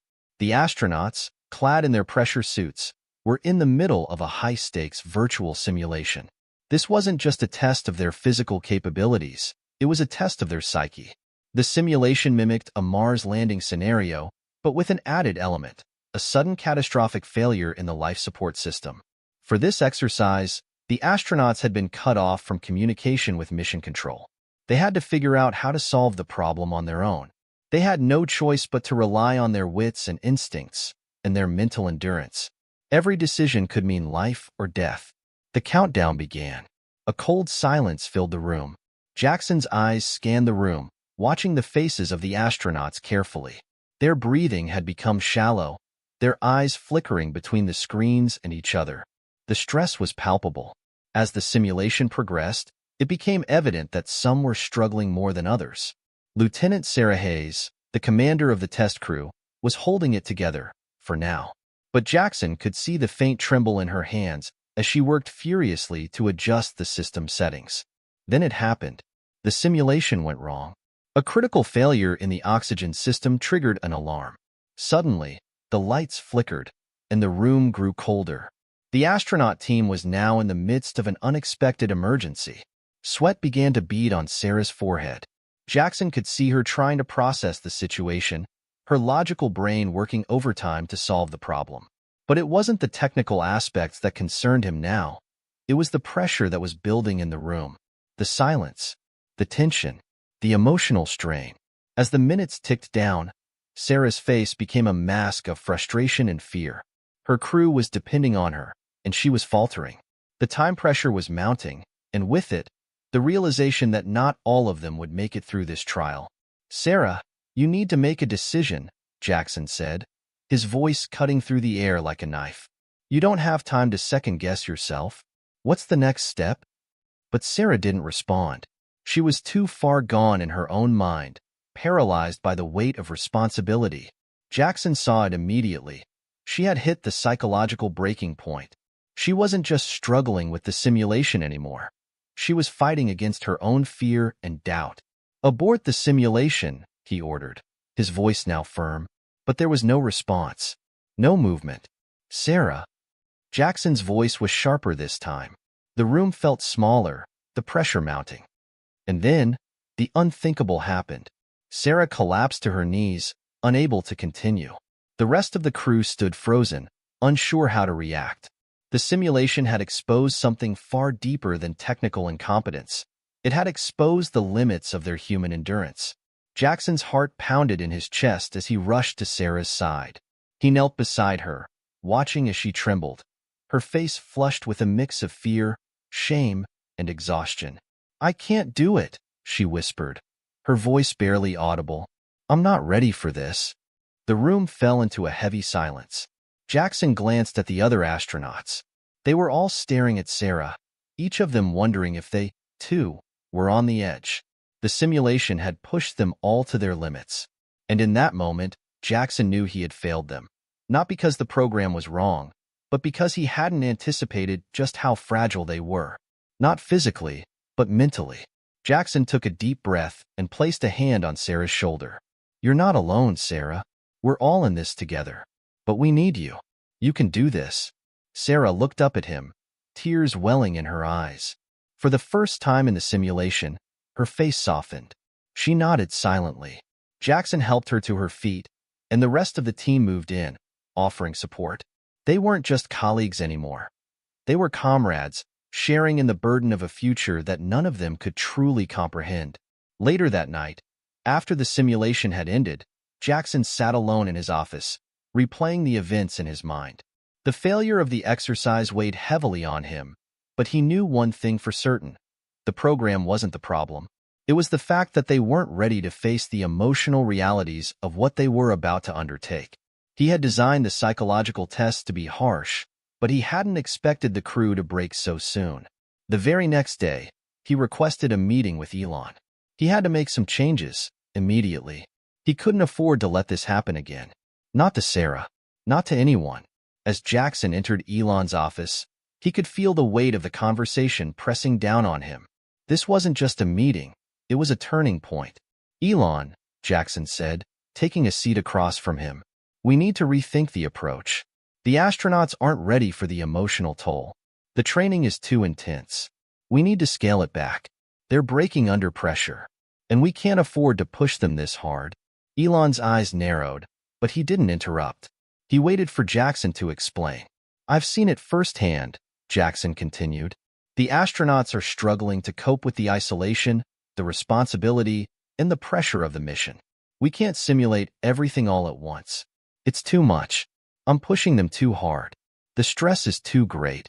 Elon leaned back in his chair, his fingers tapping rhythmically against the table. "You've seen what's happening. What's your solution?"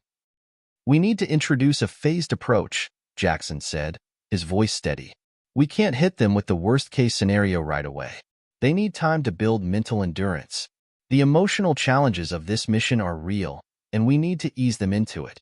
Elon stared at Jackson for a long moment. He could see the intensity in the young hacker's eyes, the same intensity that had made him believe in Jackson's vision from the start. And now, he was seeing the human side of that vision. "You're right," Elon said finally, his voice measured. "We'll adjust. You're in charge. But you're also going to have to make sure we don't lose sight of the bigger picture. We're still pushing for Mars." Jackson nodded, a sense of relief washing over him. "Understood. We're going to make this work. I won't let them down." As he left Elon's office, Jackson felt the weight of the world on his shoulders. But for the first time in weeks, he felt like he was moving in the right direction. The astronauts weren't just machines to be tested. They were people who needed to be nurtured, to be prepared slowly, methodically, for the incredible journey ahead. The aftermath of the catastrophic simulation failure had sent ripples through SpaceX, but Jackson was determined to turn the situation into a learning opportunity. He knew that the astronauts' psychological training needed to evolve.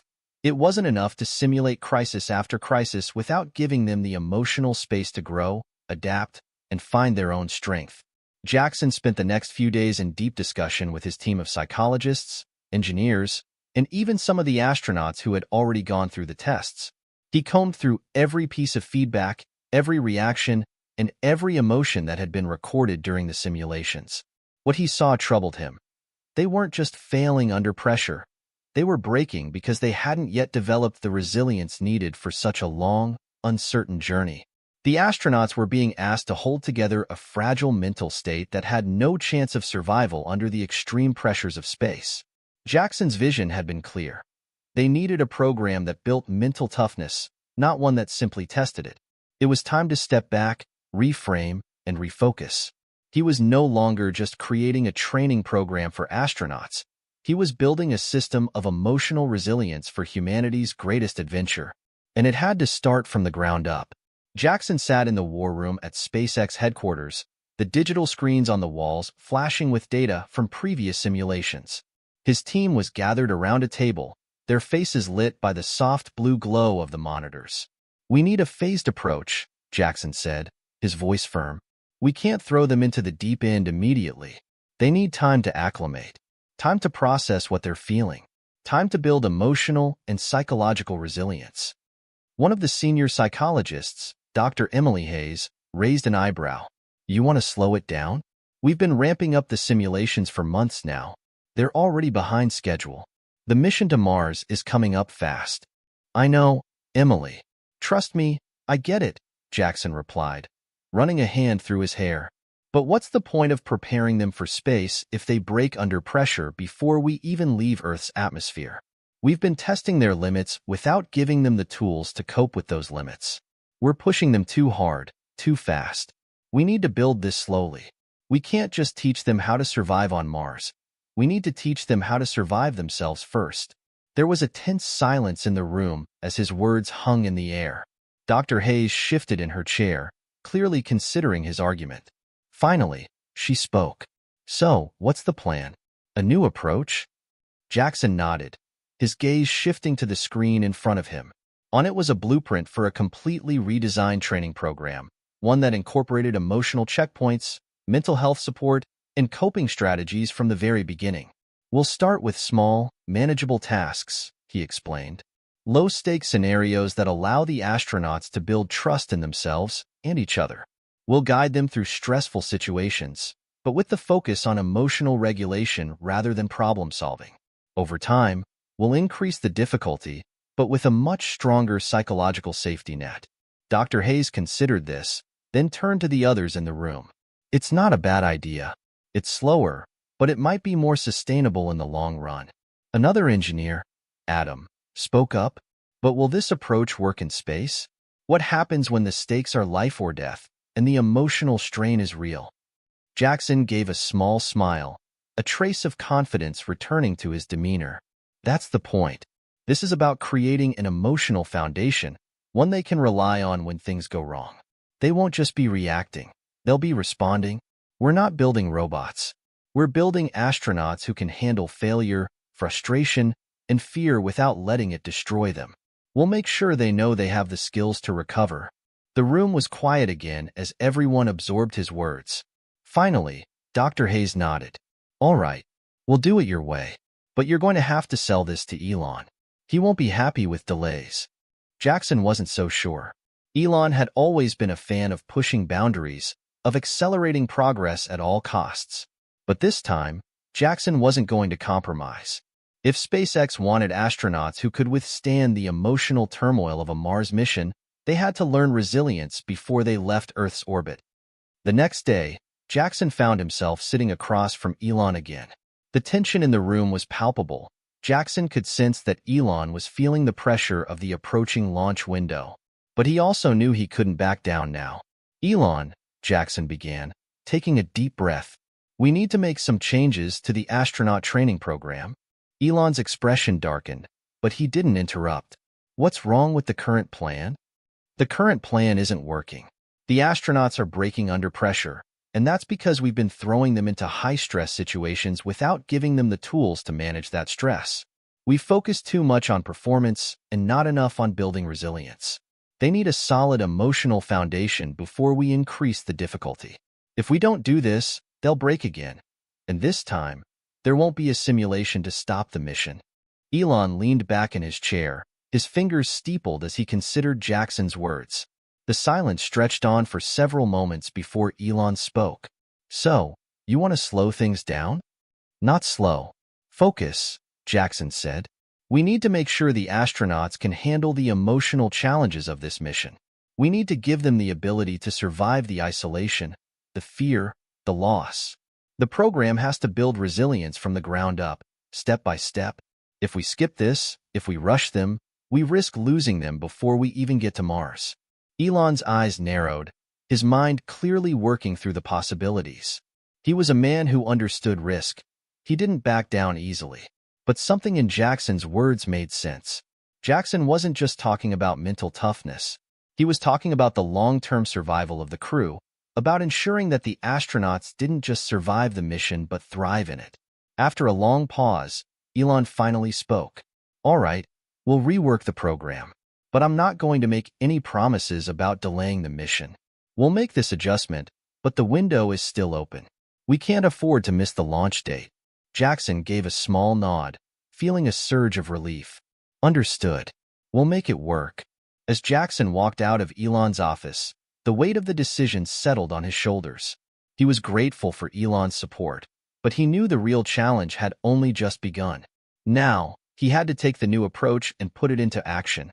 Retraining astronauts, fine-tuning the emotional checkpoints, and building the resilience that would allow them to thrive under pressure. But for the first time in weeks, Jackson felt optimistic. They were on the right path now. It wasn't about rushing to Mars. It was about preparing to survive there. And Jackson was more determined than ever to make sure humanity's first crewed mission to the Red Planet would succeed. The revised astronaut training program was a radical departure from what had come before. Jackson had worked tirelessly with his team to design a new curriculum that wasn't just about physical endurance and technical know-how. It was about emotional resilience, mental flexibility, and the ability to weather the intense isolation of space. Every day felt like a balancing act. On one hand, they were pushing the astronauts to their limits, but on the other hand, they were making sure they were emotionally prepared for the journey ahead. The first phase of the new program was intentionally light. The astronauts were encouraged to talk openly about their fears, their hopes, and their personal reasons for wanting to embark on the mission. The idea was simple: create a safe space where vulnerability was seen as strength, not weakness. Jackson called it the emotional baseline. It started with a session where the astronauts shared their personal stories, why they had signed up for the most dangerous mission in human history. Sarah Hayes, the commander, was the first to speak. Her voice, usually so strong and confident, wavered slightly as she began. "I'm doing this because I believe in the future. I believe that humanity has to push past its limits, or we're never going to get anywhere. But I'm also doing this for my son. He's 8 years old, and every time I leave for training, I wonder if I'll make it back. That's the reality. I'm scared." Jackson could see the weight of her words settling in the room. The other astronauts sat silently, each processing their own emotions, their own fears. The emotional baseline had an immediate effect on the group. Sarah's vulnerability had set the tone. Suddenly, it was okay for them to talk about fear, loss, and the unknown. It was okay to be human. As the weeks passed, the emotional training evolved into more complex scenarios. The astronauts had to engage in simulated environments that mimicked the harsh conditions of space, isolated, confined, and under constant stress. But the focus wasn't just on surviving these scenarios. It was about how they responded to the pressure. The emotional training sessions were now paired with mental health check-ins, where they were asked to reflect on their feelings and progress. Each astronaut had their own challenges. Sarah struggled with guilt. Lieutenant MacusStories, a veteran of the Air Force, wrestled with the feeling of inadequacy. Was he really cut out for this mission? Dr. Elaine Ortiz, the mission's doctor, fought with a deep sense of loneliness and the fear of never seeing her family again. But what Jackson noticed most was the growth. Slowly, these astronauts were learning to process and cope with their emotions instead of burying them. They were learning to support each other in ways they hadn't before, to hold space for one another's feelings. They were becoming a team. Not just because they shared a common goal, but because they truly understood each other's struggles. One morning, after a particularly tough simulation, Sarah pulled Jackson aside. Her eyes were red, and there was an exhaustion in her face that hadn't been there before. "We're doing the right thing, Jackson," she said quietly. "But I'm starting to wonder if we're ready. It feels like we're just starting to get our footing, and time's running out. Can we really be ready for what's ahead?" Jackson looked her in the eyes, trying to provide the reassurance he knew she needed. "The truth is, none of us can be fully prepared for the unknown. But what we are prepared for is the ability to face whatever comes our way. You've all made huge progress, Sarah. It's not about being perfect, It's about being resilient. And you've got that in spades. Sarah nodded, but her worry was still evident. Jackson didn't blame her. The countdown to the Mars mission was approaching fast, and the pressure was mounting. Elon had made it clear that the program's results needed to be tangible, measurable, and above all, effective. The astronauts were ready, but were they ready enough? As the mission launch date drew closer, Jackson found himself feeling the weight of responsibility more than ever. The stakes were higher than they had ever been. The emotional training had worked. He had seen the evidence in the astronauts' improved teamwork, their ability to confront their fears, and their growing sense of camaraderie. But the physical side of the training had also intensified. They were no longer just learning how to handle emotional stress. They were learning how to survive Mars. One afternoon, Elon called Jackson into his office. There was a tension in the air, and Jackson could feel it. "Elon, what's going on?" Jackson asked as he sat down. "We've got a problem," Elon said, his voice tight. "We're still behind on some key aspects of the mission, and I'm starting to think the psychological training might not be enough. The astronauts they're not progressing fast enough. We're running out of time." Jackson's pulse quickened. He had been expecting this. Elon was a man of speed, of action, and the reality of the mission was starting to hit hard. "I know the timelines are tight," Jackson said, his voice steady despite the rising pressure. "But you need to understand something. The emotional training isn't just something we can rush. We've built a foundation, but it takes time to see results. If we push them too hard, too fast, we risk damaging the very thing we're trying to build." Elon rubbed his temples, clearly frustrated. "Jackson, I get it. But we're talking about a mission to Mars. This is humanity's first step beyond Earth. We can't afford to fall behind." "I know," Jackson replied, his voice calm but resolute. "But the astronauts are making progress. It might not be as fast as you want, but it's real. This is about survival, mental survival. If we skip the emotional preparation, if we don't give them the time they need to truly connect with each other and their own fears, we risk losing them once they're up there. I can't promise they'll all come back, but I can promise they'll be ready to face whatever comes." Elon stared at him for a long time, his gaze piercing. Finally, he nodded. "All right, we'll stick with the program," Elon said, his voice tight. "But we need to make sure that the final phase of training is locked in. I need to know they're physically ready for the mission. And I need to know that you're confident in this." Jackson nodded. "You have my word, Elon. They will be ready. They're more prepared than you think." As Jackson left Elon's office, he felt a strange mix of relief and pressure. Elon had given him the green light, but the real test was yet to come. The astronauts still had a long way to go, physically, emotionally, and mentally. And with the launch date looming, time was running out. As Jackson stood on the balcony overlooking the SpaceX campus, the full weight of the mission ahead crashed down on him. This wasn't just about sending people to Mars. It was about preparing them for the unknown. The vast, endless void of space wasn't just a physical challenge.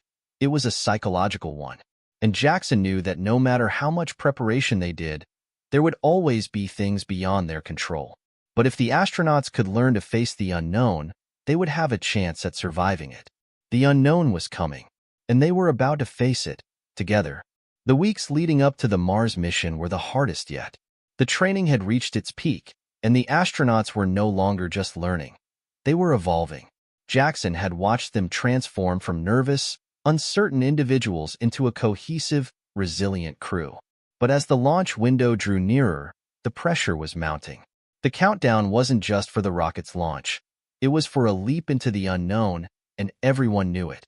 The final phase of training was designed to push the astronauts to their absolute limits, to force them to confront every fear, every doubt, and every weakness they might have before they stepped foot on Mars. They had already completed months of physical and emotional simulations, but now they were preparing for the real thing. Jackson watched as Sarah Hayes, commander of the mission, stood in front of the team.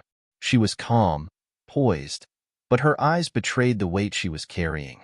The countdown was in its final days, and this was the last chance for them to confront their inner demons before the journey began. "We've been through a lot," Sarah said, her voice steady, though it was clear that even she was feeling the enormity of the situation. These next few days are the final test. After that, we're heading into the unknown. There's no turning back. Jackson noticed the way her hands trembled slightly. It was a subtle gesture, but it spoke volumes. She was as human as the rest of them, and even after all the emotional and physical training, the magnitude of the mission was still overwhelming. Lieutenant Marcos Cruz was sitting off to the side, his arms crossed, eyes distant. He was the least vocal of the group, but carried the deepest burden. A decorated Air Force veteran, Marcos had seen combat, survived crashes, and faced countless dangers. Yet nothing had prepared him for the journey to Mars. He had grown up with the idea that space was beyond human reach, something that belonged to the stars, not to ordinary people like him. Now, he was preparing to make history. "Let's run the final simulation," Sarah said, breaking the silence. "We're going to test everything we've learned, how we work together, how we handle emergencies, how we communicate under pressure." Jackson knew this simulation would be different.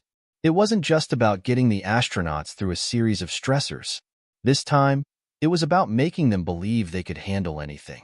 The idea was to throw every possible scenario at them, from system failures to medical emergencies to psychological breakdowns.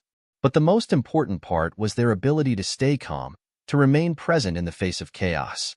The simulation began. The crew was in a confined, lifelike spacecraft mock-up, each one wearing their spacesuits and connected to the various monitoring systems that tracked their physical and mental states. They were cut off from communication with mission control, forced to rely solely on each other. It started simple, a series of unexpected technical glitches. The lights flickered. The oxygen system malfunctioned. The computers crashed. But then things escalated quickly. The astronauts were given a medical emergency. Sarah suddenly collapsed, as if struck by a heart attack. The crew was forced to rely on their limited medical training to stabilize her. Sarah's eyes fluttered open as the crew worked to save her. "This isn't real," she gasped, gripping the edge of the medical table, but she was still terrified. The stress was palpable. Jackson watched, his heart pounding. This was exactly the kind of emotional intensity the astronauts needed to experience, but he knew they had to come through it as a unit. Marcos was the first to act. His face was ashen, but his hands were steady as he worked on Sarah, calmly issuing commands to Dr. Elaine Ortiz, the mission's doctor. Elaine quickly took over, checking Sarah's vitals. "Cruz, I need the defibrillator," Elaine barked, her voice clear and sharp despite the chaos. Marcos rushed to grab the device, his movements precise. For a moment, Jackson saw the old Marcos, the one who had been in countless life-or-death situations before. There was no hesitation in him now. He was performing, not just reacting. "Got it," Marcos said, plugging in the defibrillator. Jackson felt a wave of pride. Despite the intense stress, the crew was working together seamlessly. There were no panicked voices, no doubts. Each person knew their role, and they executed it with efficiency and focus. The simulation continued, escalating further. Suddenly, the ship began to shake as if it had been hit by an asteroid. The artificial gravity systems failed, and the crew was sent tumbling through the cabin. It was designed to disorient them, to test their ability to regain control.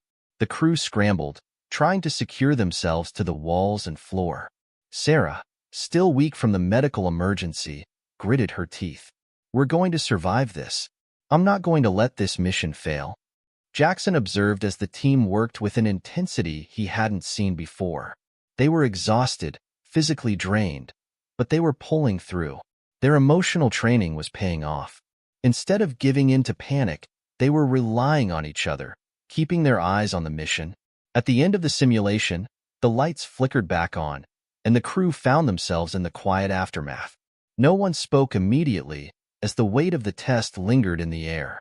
It was quiet, almost too quiet. Finally, Sarah spoke up, her voice hushed. "We made it. We didn't just survive, we stuck together." Jackson stepped forward, his heart still racing. He was proud, but he knew they had a long way to go. This was just a simulation, a controlled environment. The real thing would be far more unpredictable, far more dangerous. But at that moment, something had changed. Jackson could see it in their faces. They were no longer just a group of astronauts. They were a team. They had faced the worst and come out stronger on the other side. That night, after the simulation had ended, Jackson sat alone in his office, staring at the countdown clock on his computer screen. The days were slipping by faster than he could keep up with, and the pressure was mounting. The next step wasn't a simulation.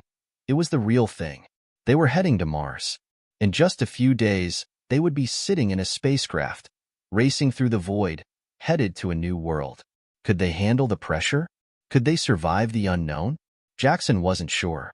But for the first time in months, he believed they had a fighting chance. He stood up, grabbing his jacket and heading for the launch pad. The crew was there, preparing for the final checks before their departure. Elon was already there, waiting. His eyes met Jackson's with the familiar intensity. "You think they're ready?" Elon asked, his voice low. Jackson took a deep breath. "They are. They might not be perfect, but they're ready for what's ahead. They've faced their worst fears, and now they know how to survive them." Elon nodded, but there was a flicker of doubt in his eyes. "Let's hope you're right."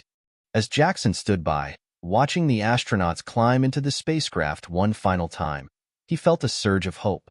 The unknown lay ahead, but for the first time, it didn't seem as terrifying. The crew was ready. They were ready.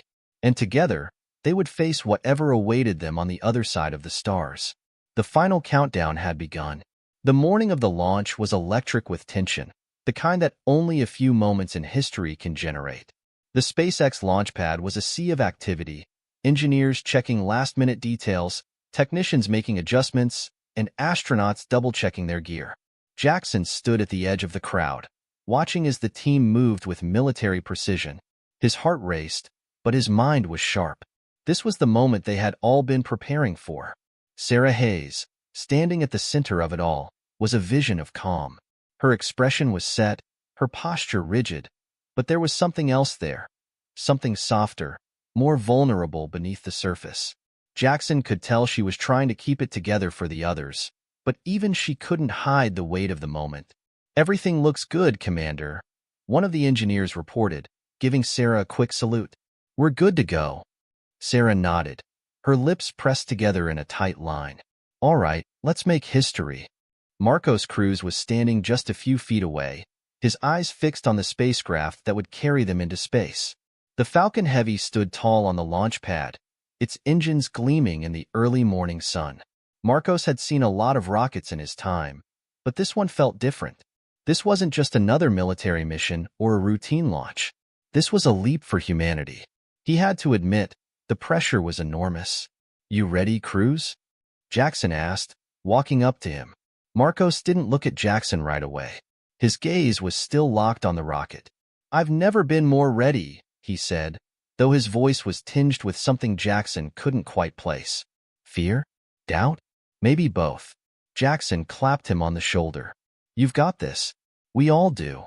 Marcos gave him a small nod, but his eyes didn't leave the rocket. The countdown had begun, and Jackson's focus sharpened. His role in this moment was critical. He had been instrumental in ensuring the astronauts' emotional readiness, and now, with the launch just minutes away, he had to trust that they were ready, not just for the mission, but for the extreme isolation, the unknowns that would challenge them the most. The psychological pressures of space would be far greater than any simulation they had run. As the countdown clock ticked down, Jackson noticed Dr. Elaine Ortiz, the mission's doctor, standing off to the side, taking slow, deep breaths. Her calm demeanor was a mask for the anxiety bubbling beneath. This mission was unlike anything she had ever dealt with in her medical career. There would be no second opinions, no immediate access to Earth's resources. If something went wrong, she would be the only one who could save them. "Elaine," Jackson called out softly, walking toward her. Elaine glanced up, offering him a tight smile. "We're really doing this, aren't we?" "We are," Jackson replied, meeting her gaze. "How are you holding up?" She looked down, hesitating before responding. "It's the uncertainty. In medicine, we train for everything we can predict. But space? Space is unpredictable." Jackson gave a reassuring nod. "We've done everything we can to prepare. The crew is ready. And you'll be ready, too." Elaine seemed to take comfort in his words, though the weight of what was ahead was still there. Her eyes were focused, her hands steady, but the thought of a medical emergency in space, something that couldn't be fixed in an instant, lingered in her mind. With only minutes left on the countdown, Jackson watched as the crew climbed into the Falcon Heavy. The hatch closed, sealing them in for the most dangerous journey of their lives. From here on out, there was no turning back. Jackson took one last look at the crew through the large viewing window. Sarah, Marcos, Elaine, and the rest of the astronauts were all visible through the thick glass. Their faces were filled with a mix of calm determination and hidden anxiety, but Jackson could see it now. They were no longer just a group of individuals. They were a team. They had built something unspoken between them, a trust that had been forged in fire. They were ready for the journey. Mission Control, this is Falcon Heavy, came the voice of Sarah Hayes over the comms. We are go for launch. The voice of Mission Control crackled back immediately. Falcon Heavy, you are clear for liftoff. Godspeed. Jackson felt his pulse quicken. The roar of the engines was deafening as the rocket began to lift off the ground. The force of the launch pressed him back into the chair, and for a split second, he couldn't breathe. It wasn't just the physical power of the rocket, it was the realization that this was no longer a training exercise, no longer a simulation. This was real. The crew was heading to Mars. They were leaving Earth behind. As the rocket soared into the sky, a wave of emotion flooded Jackson. He felt a mixture of pride, anxiety, and awe. This moment wasn't just a personal triumph. It was a triumph for all of humanity. They were stepping into the great unknown, venturing into a realm that had been the stuff of dreams for centuries. Jackson had devoted his life to preparing them for this moment, and now all he could do was watch as they disappeared into the sky. Liftoff in T-minus 30 seconds, Mission Control announced, their voice calm and measured despite the momentous occasion. The rocket continued its ascent, each second carrying the crew further from home and deeper into the unknown. Jackson watched, almost holding his breath, as the Falcon Heavy left Earth's atmosphere, the blue sky turning to dark blackness. The reality of space, the infinite void that had always felt so distant, was now within reach. The crew, each of them, was part of something bigger than themselves. They weren't just astronauts. They were pioneers, explorers. They were the first humans to embark on a journey to Mars, the first to face the trials and tribulations that lay ahead. As the rocket pierced the clouds, Jackson allowed himself a moment to breathe. This was their moment. The mission had only just begun. In the control room, Jackson felt a tap on his shoulder. It was Elon Musk, standing just behind him, a rare smile on his face. Jackson, we did it, Elon said quietly. You did it. Jackson turned to look at him. For the first time in a long while, he saw a different side of Elon. Gone was the relentless, demanding CEO. For the first time, there was a flicker of humanity in his eyes. No, Jackson said softly. We did it. They did it. Elon's smile widened. You know, this is the first time in history a mission like this has been attempted. Do you think they're truly ready for what's ahead? Jackson thought for a moment, watching the rocket disappear into the vastness of space. I do. They're ready. They faced their fears. Now, it's time to face the universe. As the rocket became a distant speck against the blackness of space, Jackson felt the weight of the moment sink in. They were headed to Mars, yes, but they were also heading into the great unknown, where the answers to the biggest questions about humanity and the universe waited. In the years to come, the world would remember this moment, the day humanity took its first step onto another planet. But for Jackson, this was more than a historical event. It was the culmination of years of sacrifice, of preparation, and of belief. It was a journey into the unknown, and he knew, deep down, they were as ready as they would ever be. And with that, the countdown had ended. The journey to Mars had begun. The hum of the spacecraft's engines was the only sound inside the cabin. Sarah Hayes, Marcos Cruz, Elaine Ortiz, and the rest of the crew sat strapped into their seats, their eyes glued to the monitors, their minds focused on the task ahead. Outside, space was a vast and unyielding silence, an emptiness that stretched beyond the limits of comprehension. They had been in space for 2 days now, and the initial thrill of launch had faded into a quiet routine. The weight of the journey was starting to settle in. There were no more simulations, No more training exercises. Now it was real. They were hurtling toward Mars at unimaginable speeds, leaving Earth and everything they knew behind.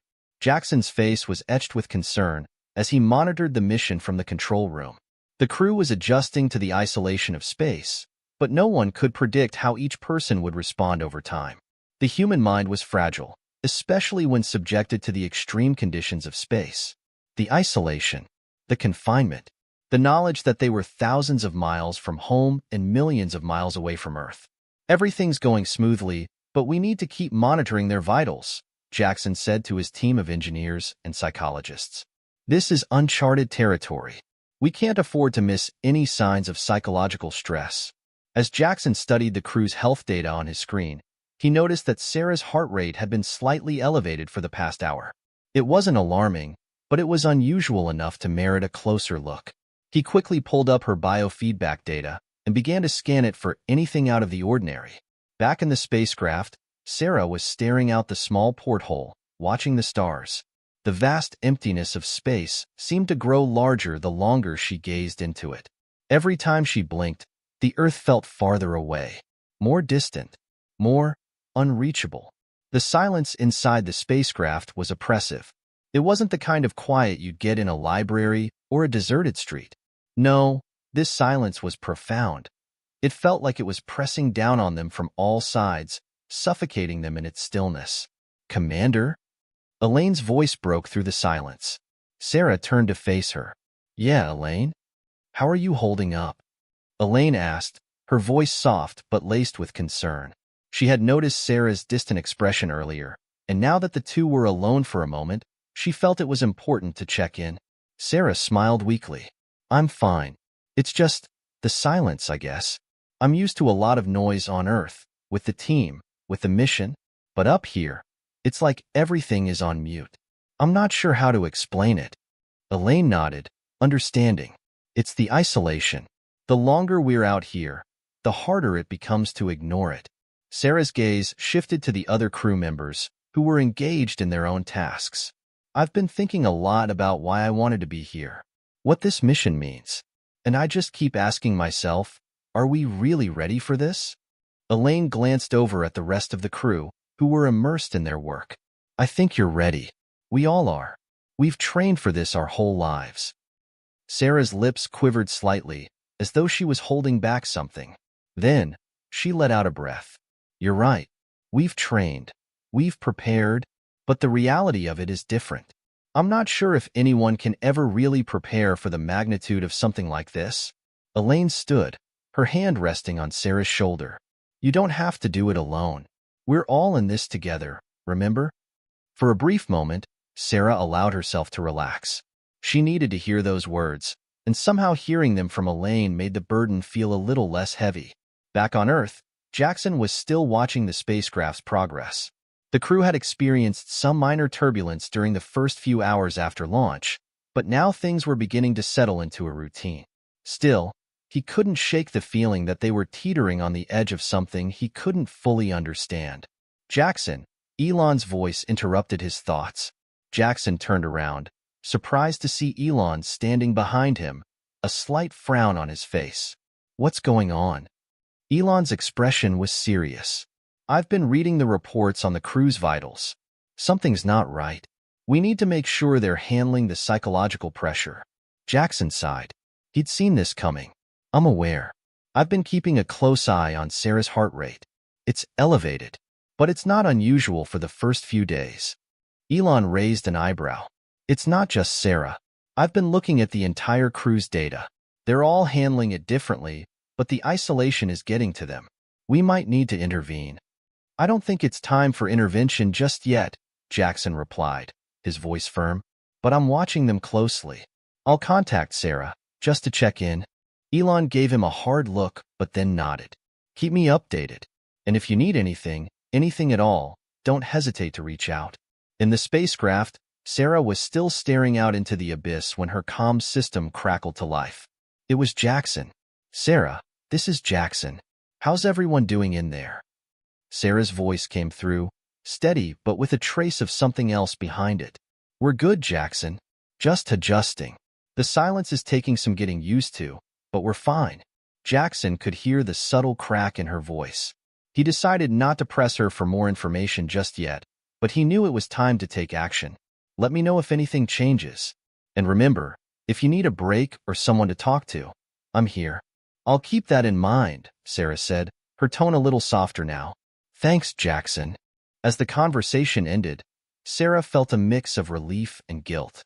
Jackson's words were reassuring, but at the same time, they highlighted how far removed they were from the world they knew.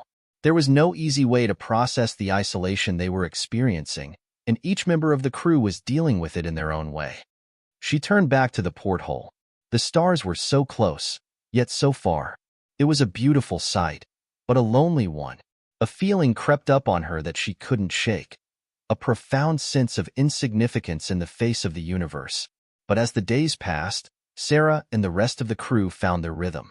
They learned to adapt to the silence of space, to the endless void outside. They found solace in each other. They had to. After all, in the vast emptiness of space, the only thing they had was each other. And as they traveled further from Earth, the bond between them would only grow stronger. Back on Earth, Jackson sat in front of the monitors, watching as the spacecraft slowly made its way toward Mars. There was a long road ahead, and there would be challenges. But for now, the crew was handling it. The silence of space was immense. But together, the crew was learning to fill it with something far more powerful than mere sound. They were filling it with their courage, their strength, and their unshakable determination. The days blended into one another, each a series of routine tasks and quiet moments of introspection. The spacecraft's interior had become both their refuge and their prison. Sarah Hayes and the crew had adapted to the confines of their floating world, but as they crossed the halfway mark of their journey, something began to shift. It was subtle at first. The hum of the engines, once a comforting background noise, now seemed to reverberate in a way that was hard to ignore.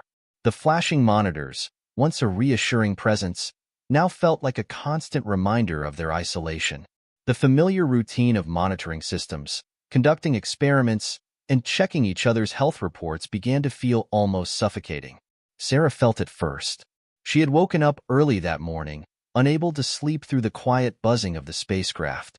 The cabin was dimly lit, and the cold metal walls seemed to echo her restless thoughts. The stillness of space outside was overwhelming, and in that moment, she was hit by a wave of something she couldn't quite name. It wasn't fear. It wasn't panic. It was something deeper, more primal. A sense of disconnection from everything she had ever known. Elaine Ortiz, noticing Sarah's distracted demeanor as they went over the crew's health reports, approached her. "You okay, Commander?" she asked, her voice laced with concern. Sarah's eyes darted up from the screen. "Yeah, I'm fine. Just getting used to the space, I guess." She paused, then added, "It feels different today. Like the walls are closing in." Elaine studied her for a moment. "You're not the only one. Everyone's feeling it. The isolation, the silence. It's getting harder to ignore." The two women exchanged a look.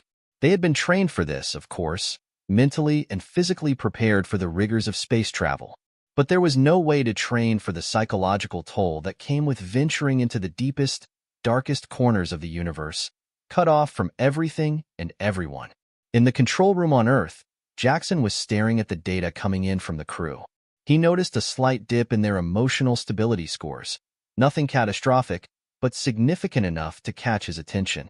"I'm seeing small fluctuations in their psychological data," Jackson reported to Elon, who was standing nearby, a pensive look on his face. Elon frowned, his hand running through his hair. "It's only natural. They're in the middle of deep space. We anticipated this. But how much of a dip are we talking about?" "It's not enough for a full intervention," Jackson replied. "But the longer they're out there, the harder it will get. We may need to prepare for more serious issues down the line." Elon nodded, clearly weighing the situation. "Let's keep monitoring, but I agree. We need to stay ahead of this. Keep me posted on any changes." Back on the spacecraft, Marco's crews had been growing more withdrawn. His usual enthusiasm and optimism had given way to a quiet, almost somber demeanor. He spent more time in his quarters than he usually did, staring out the small porthole at the stars, lost in thought. Sarah noticed it the most when he wasn't at his station during a routine systems check. "Marcos, is everything all right?" she asked over the comms, her voice carrying a hint of concern. A few moments passed before he replied. "Yeah, I'm fine. Just thinking about everything, you know?" "I know," Sarah said quietly. "It's hard not to. This mission, it's bigger than any of us. And the silence, it gets to you after a while." Marcos didn't respond immediately. Finally, he spoke, his voice tinged with a note of uncertainty. "I've been wondering if we're really ready for this. What happens if something goes wrong up here? What happens if we can't handle it?" Sarah's heart sank. She could hear the doubt creeping into his voice. She knew that feeling, the one that gnawed at you when there was no escape from the vast, endless void of space. "We're ready, Marcos," she said firmly. "We've trained for this. You've trained for this. Don't forget why we're here." But even as she spoke the words, she couldn't shake the nagging doubt inside her own mind. Could they really handle the unknowns that lay ahead? Were they truly prepared for the mental strain that would come with the long isolation? As the days continued to pass, the subtle strain on the crew began to show. Marcos had become more distant, his communication with the team more strained. Elaine's professional demeanor was still intact, but there were moments when Sarah could see the exhaustion in her eyes. Even the typically buoyant Sarah was finding it harder to maintain her usual composure. Every time she checked the data, she could see the psychological toll the journey was taking. One evening, Sarah decided to call a meeting. They couldn't afford to ignore the strain any longer, not with the mission at such a critical stage. The crew gathered in the small conference area of the spacecraft, each of them looking a little more worn than before. "I've been noticing some changes in all of you," Sarah began, her tone calm but firm. "The isolation, the quiet. It's hard, I know, but we can't let it break us. Not now." There was a long silence before Marcos spoke up. "It's not that easy, Sarah. The longer we're out here, the more it weighs on you. I've been trying to keep it together, but I don't know how much longer I can do it." Sarah looked at him, her heart heavy. She understood what he meant. None of us are immune to it, but we're in this together. We have each other. If things are starting to feel too much, speak up. We can work through it. The others nodded, but there was a sense of uncertainty in the air. They were all afraid to admit how hard it was, afraid to show weakness in front of each other. "But what if we can't work through it?" Marcos's voice was a whisper now, filled with raw honesty. "What if one of us breaks? What happens then?" There was a long pause as the weight of his words hung in the air. No one spoke immediately. The fear of what might come next was unspoken, but present in every glance. The unknowns of this mission were not just external. They were internal, deep within each of them. "I'll keep an eye on everyone," Sarah said quietly, her voice betraying her own uncertainty despite her best efforts. "We'll get through this. Together." As the meeting ended, the crew returned to their duties, but there was a lingering sense of unease. Space had a way of magnifying everything. The loneliness, the fear, the doubts that no one had expected to surface so soon. Jackson watched the crew's data closely. The tension he had felt from Earth now mirrored what was happening on the spacecraft. The psychological strain was starting to show, just as he had feared. But there was still hope. As long as the crew could communicate openly, as long as they kept supporting each other, they might be able to ride out the worst of it. For now, all he could do was continue monitoring and wait. The silence of space had always been beautiful in its own way. But in moments like these, it was terrifying. It had been 23 days since launch. The crew of the Artemis had settled into a new routine, a monotonous one that felt like an endless loop of tasks and sleepless nights. They were only a few days from the halfway point of their journey to Mars, but the isolation had begun to chip away at their resolve. Sarah Hayes, once the strong and composed commander, now spent more time pacing the small cabin than leading the team. Her fingers drummed nervously on the control panel, a rhythm she hadn't realized she'd picked up. The hum of the spacecraft had become a constant in the background of her thoughts, a sound that no longer soothed, but rather unsettled her. Marcos had been unusually quiet. His optimism, once a pillar of the crew's morale, had evaporated, replaced by a creeping sense of dread. Sarah had noticed him lingering in the corner of the crew's common area, staring at nothing. At times, he even muttered under his breath, words that she couldn't quite catch, but the tone was unmistakable: fear. Elaine Ortiz, ever the professional, had become more guarded. She'd stopped checking in on the rest of the crew the way she used to, retreating into her own world of routine. Sarah caught her slipping away from group conversations and spending more time in the lab, running experiments she had already conducted 100 times. It was as though Elaine was seeking a distraction, any distraction, to avoid confronting the growing tension.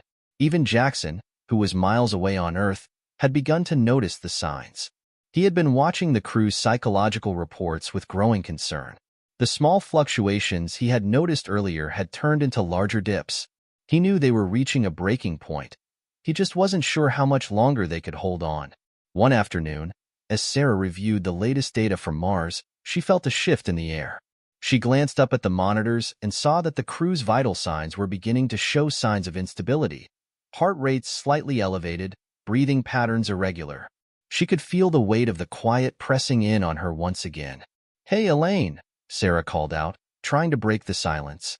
"How's everything going with the experiments? Any new data?" Elaine didn't respond immediately. She was staring at the screen, her fingers hovering over the keyboard as if frozen in place. When she finally turned to face Sarah, her eyes were clouded with exhaustion. "Nothing new. I've run these tests before, Sarah. It's hard to keep going. I don't know how much more of this I can take." Sarah blinked, taken aback. She had expected some form of resistance. After all, this was a difficult mission, but not this level of vulnerability from Elaine. The woman was usually so composed, so focused. "Elaine, what are you saying?" Sarah's voice was quiet, a hint of concern threading through it. "Talk to me." "I'm saying that I'm scared, Sarah," Elaine admitted, her voice cracking. "Scared of what's happening to all of us.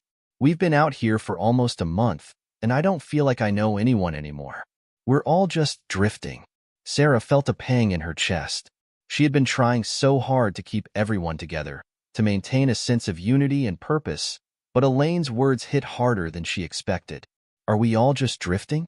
Before Sarah could respond, the comms crackled, cutting her thoughts short. "Commander, this is Jackson," came the familiar voice. "We need to talk. I'm seeing some serious fluctuations in your crew's emotional stability. You need to check in with everyone. Now." Sarah's stomach tightened. "Understood, Jackson. We were just discussing the situation. We'll start with a crew-wide meeting." Jackson's voice softened, though there was a sharp edge to it. "Sarah, they're not just tired. There's something deeper going on. They're starting to crack. Don't ignore it." She nodded, even though he couldn't see her. "I won't. Thanks, Jackson."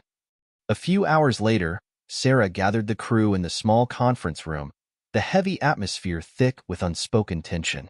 Everyone shuffled in, avoiding eye contact, their faces drawn with fatigue. No one spoke as they took their seats. "I've been watching the data," Sarah began, trying to steady her voice. "I know things are tough right now, but we've come too far to give up. I need everyone to talk to me. What's really going on?" Marcos was the first to speak, his voice low and barely audible. "I keep seeing things," he muttered, his eyes darting around the room as though searching for something that wasn't there. "Shadows in the corner of my vision. People talking when no one's around. I don't know if it's the isolation or if I'm losing my mind." A chill ran down Sarah's spine. Marcos had always been the most grounded of the crew, the one with the unshakable faith in the mission. To hear him speak like this, it was a wake-up call. Elaine spoke next, her voice hollow. "I've been hearing things too. Whispers. Like someone's watching us. I don't know what's real anymore. It's like the walls are closing in. We're all alone in this, and it's too much." The others exchanged uneasy glances, their faces pale. They had been trying to ignore it, the strange sensations, the overwhelming silence, the creeping dread, but it had become too much to brush aside. Sarah took a deep breath, forcing herself to remain calm. I know it's hard, but we need to keep it together. We need each other, now more than ever. We're on the edge of something incredible. We can't let the darkness win." For a moment, There was silence. Then, suddenly, the lights flickered. Just for a second. A quick blink, but enough to make everyone freeze. Did anyone else see that? Elaine asked, her voice shaking. I saw it, Marcos replied, his eyes wide. We need to stay focused, Sarah said, her voice tightening. This is a result of the isolation. We're all under a lot of stress. It's normal to start feeling disoriented, but we've been trained for this. We can get through it. But even as she said the words, Sarah wasn't sure if she believed them. The tension in the room was palpable, and she could feel the cracks spreading, the very foundation of their unity beginning to tremble. Back on Earth, Jackson was still monitoring the crew's vital signs. The fluctuations had grown more erratic. He knew they were nearing the breaking point. It was only a matter of time before something snapped. Jackson to Artemis. The voice came through the comms, tense and urgent. We need to do something about this now. I've seen enough data to know that this mission is in jeopardy. If we don't act fast, we could lose control. But Sarah's voice came back, steadier than she felt. We're not giving up, Jackson. We just need time. I'll keep them together. Jackson hesitated, then finally spoke, his voice barely more than a whisper. Just remember, you're not alone out there. None of you are. Back on the spacecraft, Sarah looked at her crew, her family in the vast emptiness of space, and wondered how much longer they could hold on. The silence was louder now than ever before, and in its depths, it was beginning to drown them. The next few days felt like an eternity. Sarah couldn't shake the feeling that something was fundamentally wrong. The crew's moods had darkened, their anxiety palpable. The once seamless coordination among the team had devolved into fits of irritability and silence. Even their interactions had become strained, each conversation fraught with underlying tension, as if they were all walking on a knife's edge. Space, once the source of their ambition and excitement, had become a void in which their deepest fears festered. No one dared to voice it aloud, but each of them had begun to wonder the same thing. What if we're never going to make it home? It was on the 31st day of their journey that the breaking point came. Elaine had been working late in the lab, as usual, trying to distract herself from the creeping panic that was consuming her thoughts. She'd run the same tests over and over again, analyzing data she already knew by heart. It was almost automatic now. The hours spent staring at glowing screens, waiting for something, anything, to break the monotony. But then, something did happen. The lab lights flickered, and for a brief moment, everything went dark. Elaine froze. It wasn't just the flickering lights that unsettled her. It was the overwhelming sense that she wasn't alone. The darkness wasn't just a loss of light. It was something far more sinister. She felt as though a shadow had moved over her, something large and oppressive that had been waiting in the corners of the room. Her breath hitched in her chest as she quickly reached for the comms. Sarah? Sarah, are you there? Her voice trembled slightly, betraying her panic. There was no immediate response. Elaine's fingers gripped the console tightly, her eyes darting around the room. The sense of being watched, of something out there in the void, grew stronger by the second. She tried to shake it off. Get it together, Elaine, she thought. It's just the isolation. It's just the lights. It's nothing. But it wasn't nothing. A sudden, high-pitched whine echoed through the lab, the kind of sound that made her teeth ache and her skin crawl. She turned to the main terminal, her heart racing as she saw something strange on the screen. An unfamiliar series of numbers, far outside the range of the expected data. She had no idea what it was, but the pattern was unmistakable. A coded message, distorted but unmistakable. Before she could analyze it further, the lab doors flew open with a loud bang. Sarah stood there, breathless. Her eyes were wide with alarm. Elaine, we need to talk. Now. Elaine took one last glance at the screen, her heart still pounding in her chest. Did you see that? She asked, her voice shaking. I didn't see anything, but I felt it, Sarah replied, her tone hard with urgency. We can't ignore this anymore. The crew's breaking down. The system's failing. I need everyone in the common room now. Elaine didn't argue. She followed Sarah out of the lab, her mind reeling from the discovery and from the creeping sense that something was watching them, something that had been waiting. The crew assembled in the common room, the atmosphere thick with unease. It was the first time in weeks that Sarah had ordered a full meeting, and the gravity of the situation weighed heavily on all of them. They sat in tense silence, waiting for her to speak. "Everyone's feeling it," Sarah began, her voice low and steady. "The isolation is getting to us. But there's something more. I need to ask you all, have you experienced anything strange? Any visions? Any disturbances? Something out of the ordinary?" There was a long pause. No one spoke immediately. Then, one by one, each crew member began to share their experience. "I've been hearing things," Marcos admitted, his voice shaky. "Whispers. They're so faint. I'm not sure if I'm imagining them or if it's real. But sometimes, it feels like someone's talking to me." Elaine nodded slowly. "I saw something on the terminal. A coded message. I don't know what it means, but I think it's someone trying to communicate." Sarah's eyes widened. "You saw it too? What was it? Was it human?" Elaine shook her head, her voice barely above a whisper. "I don't know. It wasn't human, but it felt like a warning, like we were being watched." The room fell silent as the weight of their words sank in. There was an almost palpable tension in the air, like something was about to snap.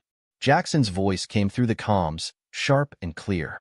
"Sarah, what's happening? I'm seeing more abnormalities in the data. The crew's psychological stability is deteriorating rapidly. We're on the edge of a major crisis." Sarah rubbed her eyes, trying to think through the fog in her mind. "Jackson, we're dealing with something we don't understand. I don't know if it's a malfunction, if it's the isolation, or if it's something more." Jackson's voice crackled through the comms again, this time more urgent. "We can't afford to ignore this. You need to make a decision now. If you don't, you risk losing them. All of them." It was then that the ship itself seemed to groan, a deep, resonating sound that reverberated through the walls. It was so unexpected, so intense, that it sent a shiver down everyone's spine. The lights flickered once more, this time longer, as though the ship itself were struggling to stay functional. Sarah's heart pounded in her chest. "We need to secure the ship," she said, her voice sharp with authority. "Everyone to your stations. We can't let fear take control. We'll figure this out together." But even as she spoke, she wasn't sure if she believed it herself. Something was happening, something beyond their control. And the question now was whether they could survive it, whatever it was. Back on Earth, Jackson paced in front of the monitors, his face drawn with concern.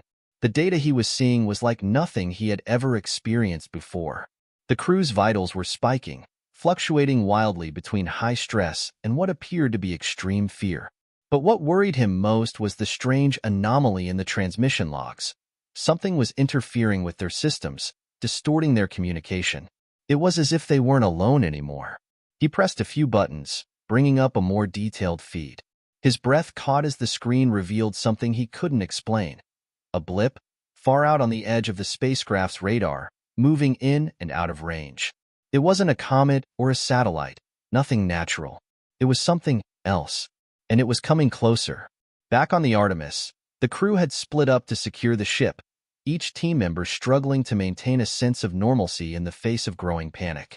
Sarah stood in the command center, looking out at the endless sea of stars. Her thoughts were interrupted by the sound of the comms crackling again. "Commander," came Jackson's voice, low and trembling. "We need to prepare for the worst. Whatever it is, it's not just affecting your crew. It's controlling them. They're in danger, Sarah. We don't have much time." Sarah's heart dropped into her stomach. "What do you mean? What's happening?" "I don't know yet," Jackson replied, his voice strained. "But you have to trust me. Something's coming, and it's unlike anything we've ever faced before." The screen behind her flickered to life, showing an image of the unknown blip on the radar. It was growing larger, and in the cold expanse of space, they were waiting. The crew of the Artemis had faced countless challenges on their journey to Mars, but nothing compared to the growing sense of dread that filled the spacecraft now. The isolation, the paranoia, the flickering lights, and the whispers in the dark were only the surface of something far more sinister. Sarah Hayes stood in the command center, staring out at the infinite expanse of space. There was a vast emptiness out there, but now it felt crowded, as if something unseen was pressing in on them. The blip on the radar had grown larger, more defined, but its origins remained a mystery. Marcos had reported seeing strange, shifting shadows moving at the periphery of the spacecraft, shadows that didn't seem to fit with the ship's structure. Elaine was still obsessed with the coded message she had discovered on the terminal, but every time she tried to decode it, it seemed to slip further out of her reach, like a nightmare fading upon waking. But no one had yet voiced the real fear that was gnawing at their collective psyche. What if they weren't alone out here? What if something was watching them, waiting for the right moment to strike? As Sarah continued to monitor the radar, Jackson's voice crackled through the comms again. Sarah, I'm still tracking the anomaly. It's not behaving like anything I've seen before. It's changing. Its trajectory doesn't make any sense. Whatever this is, it's not just a natural object. I know, Jackson, Sarah replied, her voice tight.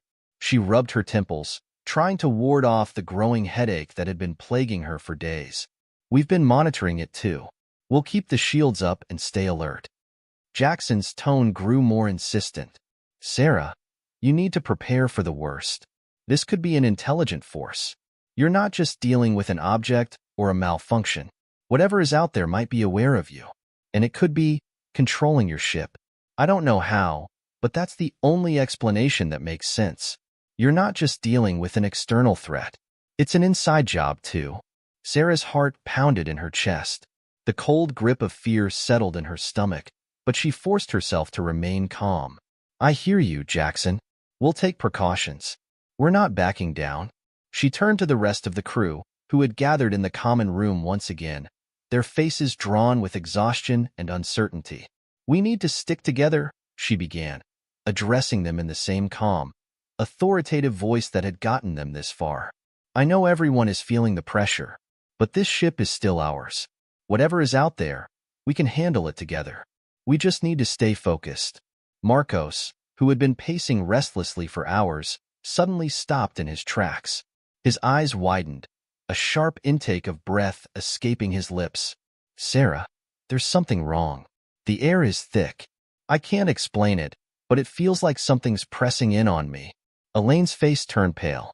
She had been staring at her terminal, her fingers frozen over the keyboard, when she suddenly looked up with wide, terrified eyes. I felt it too. It's not just you. The entire ship, something's happening. The temperature's rising in certain sections of the ship. The systems, they're malfunctioning. But not randomly. It's intentional. Jackson's voice came through again, this time even more urgent. Sarah, I'm tracking a massive surge in your power grid. I can't pinpoint the source. The anomaly is interfering with your systems. It's inside the ship. Sarah felt her pulse quicken. The horror of the situation was starting to sink in. Whatever had been watching them from the dark reaches of space was no longer just a distant threat. It had breached their defenses. It was in the Artemis. She turned to the crew, her mind racing. We need to stay calm. Elaine, Marcos, you're with me? We'll head down to the lower decks and check the power conduits. Jackson, you keep monitoring the anomaly. If this is some kind of interference, we need to know everything about it. The crew moved into action, but there was an unspoken tension that hung in the air, like a heavy fog. They all knew that they were in uncharted territory now. The Artemis was no longer just a ship in space. It had become a battleground. As they made their way through the corridors, the silence seemed to amplify every creak and groan of the spacecraft. The hum of the engines, once a reassuring presence, now sounded ominous. Do you hear that? Marcos asked, his voice low and tense. Everyone stopped, straining to listen. The sound was faint but unmistakable, footsteps. Slow, deliberate steps, echoing from somewhere deeper in the ship. Sarah's hand instinctively reached for the sidearm at her hip, though she knew it wouldn't do much against whatever was stalking them. She motioned for the others to stay close. The footsteps grew louder, closer, but when they reached the junction where the sound had been emanating from, the corridor was empty. Who's there? Sarah called out, her voice steady but laced with suspicion. No answer came. Just silence. They pressed forward, their footsteps hesitant and measured. They had reached the lower deck, the heart of the ship's power grid. As Sarah worked with Elaine and Marcos to access the conduits, her mind kept drifting back to the radar. The blip was closer now, much closer, but something had changed. It wasn't just a speck on the radar anymore. It was moving toward them. Elaine typed furiously at the console, but the readings were a chaotic mess. Systems were fluctuating erratically, their energy output seemingly spiking at random intervals. "This is impossible," Elaine muttered under her breath, her fingers trembling. "These fluctuations aren't just mechanical. They're deliberate. Something is manipulating the systems." Before Sarah could respond, the entire ship shuddered, the lights flickering violently. The hum of the engines sputtered, and for a moment, the Artemis went completely silent. Then, a voice. It came from the intercom, a low, guttural sound that made Sarah's blood run cold. The words were distorted, almost like they were being transmitted through static, but she could make out enough to understand, "I see you." The voice was unmistakable. It wasn't any of the crew. It wasn't even human. Marcos recoiled, his eyes wide with terror. "What the hell is that?" Elaine's face drained of color. "It's inside the ship. It's—" The voice came again, clearer this time, though still alien. "I have waited for you." Sarah's breath caught in her throat as the temperature in the room plummeted. A feeling of dread washed over her, almost suffocating in its intensity. The crew had known something was wrong, but now the reality was undeniable. The enemy wasn't just a distant force in space. It was here. It was alive, and it was watching them. "We need to get out of here," Sarah ordered, her voice cutting through the panic, threatening to overtake them. Now. As they raced back to the command center, the corridors seemed to stretch and twist, the ship's structure warping in ways that defied logic. The footsteps from earlier, those slow, deliberate steps, echoed behind them now, louder and closer than ever. And just as they reached the command center, the ship shuddered again, and everything went dark. The silence in the command center was suffocating. Sarah's heart pounded in her chest, the only sound in the room the frantic beeping of the consoles as they flickered to life and then died again. The emergency lights cast an eerie red glow over the room, but it only made the shadows seem deeper, more menacing. She could feel the presence around them. It was everywhere, like a suffocating fog. The air was thick, charged with a malevolent energy. And the worst part was that they couldn't see it, couldn't touch it, couldn't fight it. Jackson's voice came through the static once more. "Sarah? Sarah, do you copy?" She grabbed the comm link, her fingers trembling.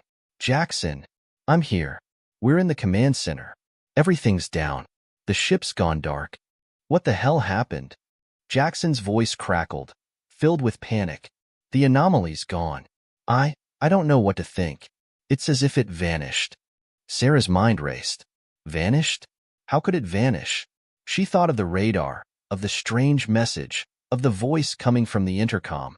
The presence was still there. It hadn't vanished.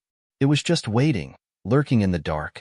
"I think it's toying with us," Elaine whispered, her voice barely audible as she huddled near one of the consoles. She had been trying to reset the systems, but every attempt had been met with failure. "It's messing with our minds. The ship is responding to something." Marcos paced back and forth, his face drawn tight with fear. "We need to get out of here. We need to abandon the ship. Whatever this thing is, it's too powerful. We can't fight it." Sarah spun to face him, her jaw set. "We can't abandon the Artemis. We have no choice but to stay and fight. We still have control over the main systems. If we can get the engines back online." Her words were cut off as the ship shuddered again. This time, the tremor was so violent that it threw everyone off their feet. The lights flickered, went out again, and then suddenly, the ship's power systems roared to life, only to die almost instantly. It was like a heartbeat, a pulse, fighting against their will. Jackson's voice came through, distorted and faint. "Sarah, you're running out of time. The anomaly, it's back, and it's moving inside the ship." Before she could respond, the emergency alarms blared, their shrill sound echoing through the ship. It wasn't the usual system failure warning. No, this was different. This was a distress signal. Sarah, Marcos said, his voice breaking through the chaos. What the hell is going on? A cold shiver ran down Sarah's spine as she looked out the windows of the command center. The stars outside had shifted. No longer was the distant expanse of space a comforting backdrop of infinite possibility. It had become wrong. The stars were out of alignment. There was a distortion in the blackness, an unnatural bend in the fabric of space itself. Then, she heard it again. The voice. I see you. I've always seen you. The voice was no longer coming from the intercom. It was all around them. It echoed in their minds, in their very souls. The walls of the command center seemed to ripple, as if the ship itself were warping under the weight of the presence. Sarah's grip tightened on the console. It's not just inside the ship, she said softly, almost to herself. It's inside us. It's in our heads. Elaine stumbled back, her hands shaking as she backed away from a nearby wall. We need to stop it. Whatever it is, it's manipulating us. It's making us see things, feel things that aren't real. Sarah's mind raced, piecing together everything they had experienced so far. The footsteps in the hall, the distorted data, the voice, the feeling that they were being watched. The presence had invaded every corner of the ship, every thought in their minds. We can't fight it on our own, Sarah said, her voice quiet but firm. But maybe we can trap it. If we can control the systems just long enough. Suddenly, a loud crash echoed through the room, followed by the deep rumble of machinery grinding against its own limitations. The entire ship trembled. It's in the core, Marcos whispered in horror. It's getting stronger. We can't hold it back much longer. The control panels in front of them flickered again, and then the voice returned, louder, more insistent. I've been waiting for you, Sarah. For all of you. I've seen your every thought, your every fear. And now, I will make you mine. Sarah staggered back, feeling a wave of nausea wash over her as the walls seemed to press in on her. The ship systems began to degrade, failing faster than they could react. The atmosphere grew heavier with each passing second, as if the weight of the presence was increasing with every word it spoke. We have no time. Elaine cried. We can't wait any longer. We need to disable the core before it's too late. Sarah looked to the others. She knew what needed to be done, but there was no escaping the truth. If they failed, they wouldn't just lose the Artemis. They would lose themselves. The presence was too powerful, too alien. Marcos, you and Elaine, get to the engine room, Sarah ordered, her voice sharp. I'll try to keep the systems from collapsing in here. Jackson, I need you to guide them through. This is it. We either end this now, or we'll be trapped forever. Jackson's voice crackled through the comms. Understood. Be careful, Sarah. There's no telling what we're dealing with out there. Just stay focused. Sarah swallowed hard, nodding. She turned to the others, her heart heavy with the weight of the decision they'd all just made. Marcos and Elaine headed for the lift without another word, their faces pale but determined. The air was thick with tension as they made their way toward the heart of the Artemis, the epicenter of the ship's power systems. As they reached the core, the lights flickered once more. The presence was everywhere now. It was in the air, in the walls, in the machinery. Marcos's fingers hovered over the console as Elaine worked to override the system, but it was slow, excruciatingly slow. Come on, Marcos muttered under his breath, sweat beading on his forehead. We don't have time for this. In the command center, Sarah could hear the distant hum of the ship's core spinning up again. She pressed her hands to her temples, trying to block out the whispers that were growing louder by the second. You're not strong enough. You'll never escape me. With every word, the pressure mounted. She could feel her thoughts slipping, could feel the presence pushing into her mind, taking hold of her, taking hold of all of them. But then, in a final desperate push, Elaine hit the last key. The power grid went dark. For a brief, agonizing moment, the ship was completely still. Then, the voice screamed in fury. It echoed in their minds, in their bones. No. And just like that, the presence was gone. The Artemis was silent once more. For the first time in what felt like an eternity, the crew was alone in the dark. They had won. But at what cost? Sarah, Marcos, Elaine, and Jackson were the only ones left, their bodies and minds battered from the battle they had just fought. They had faced the unknown, a force more terrifying than anything they could have imagined, and they had come out victorious. But as Sarah stared out into the black void of space, she knew this. They had only just scratched the surface of the mysteries that lay out there, waiting. There would be more, and they would face it together. Hit subscribe and leave a comment with where you're watching from. This story might just spark a new beginning. What's one thing that always pushes you forward, even when things get tough?